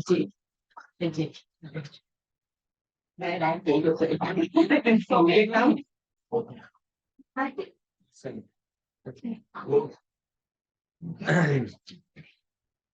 Sao ra vậy?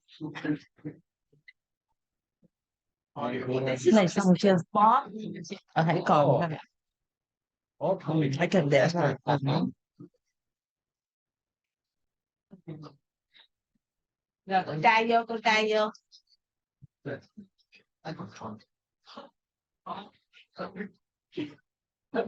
Okay. Yes, sir. Huh? You have so much trouble. Okay. Thank you.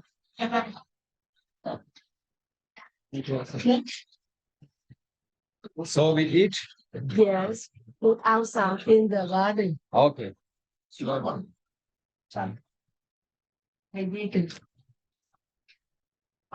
chân người biết the kitchen. So when I practice mantra, do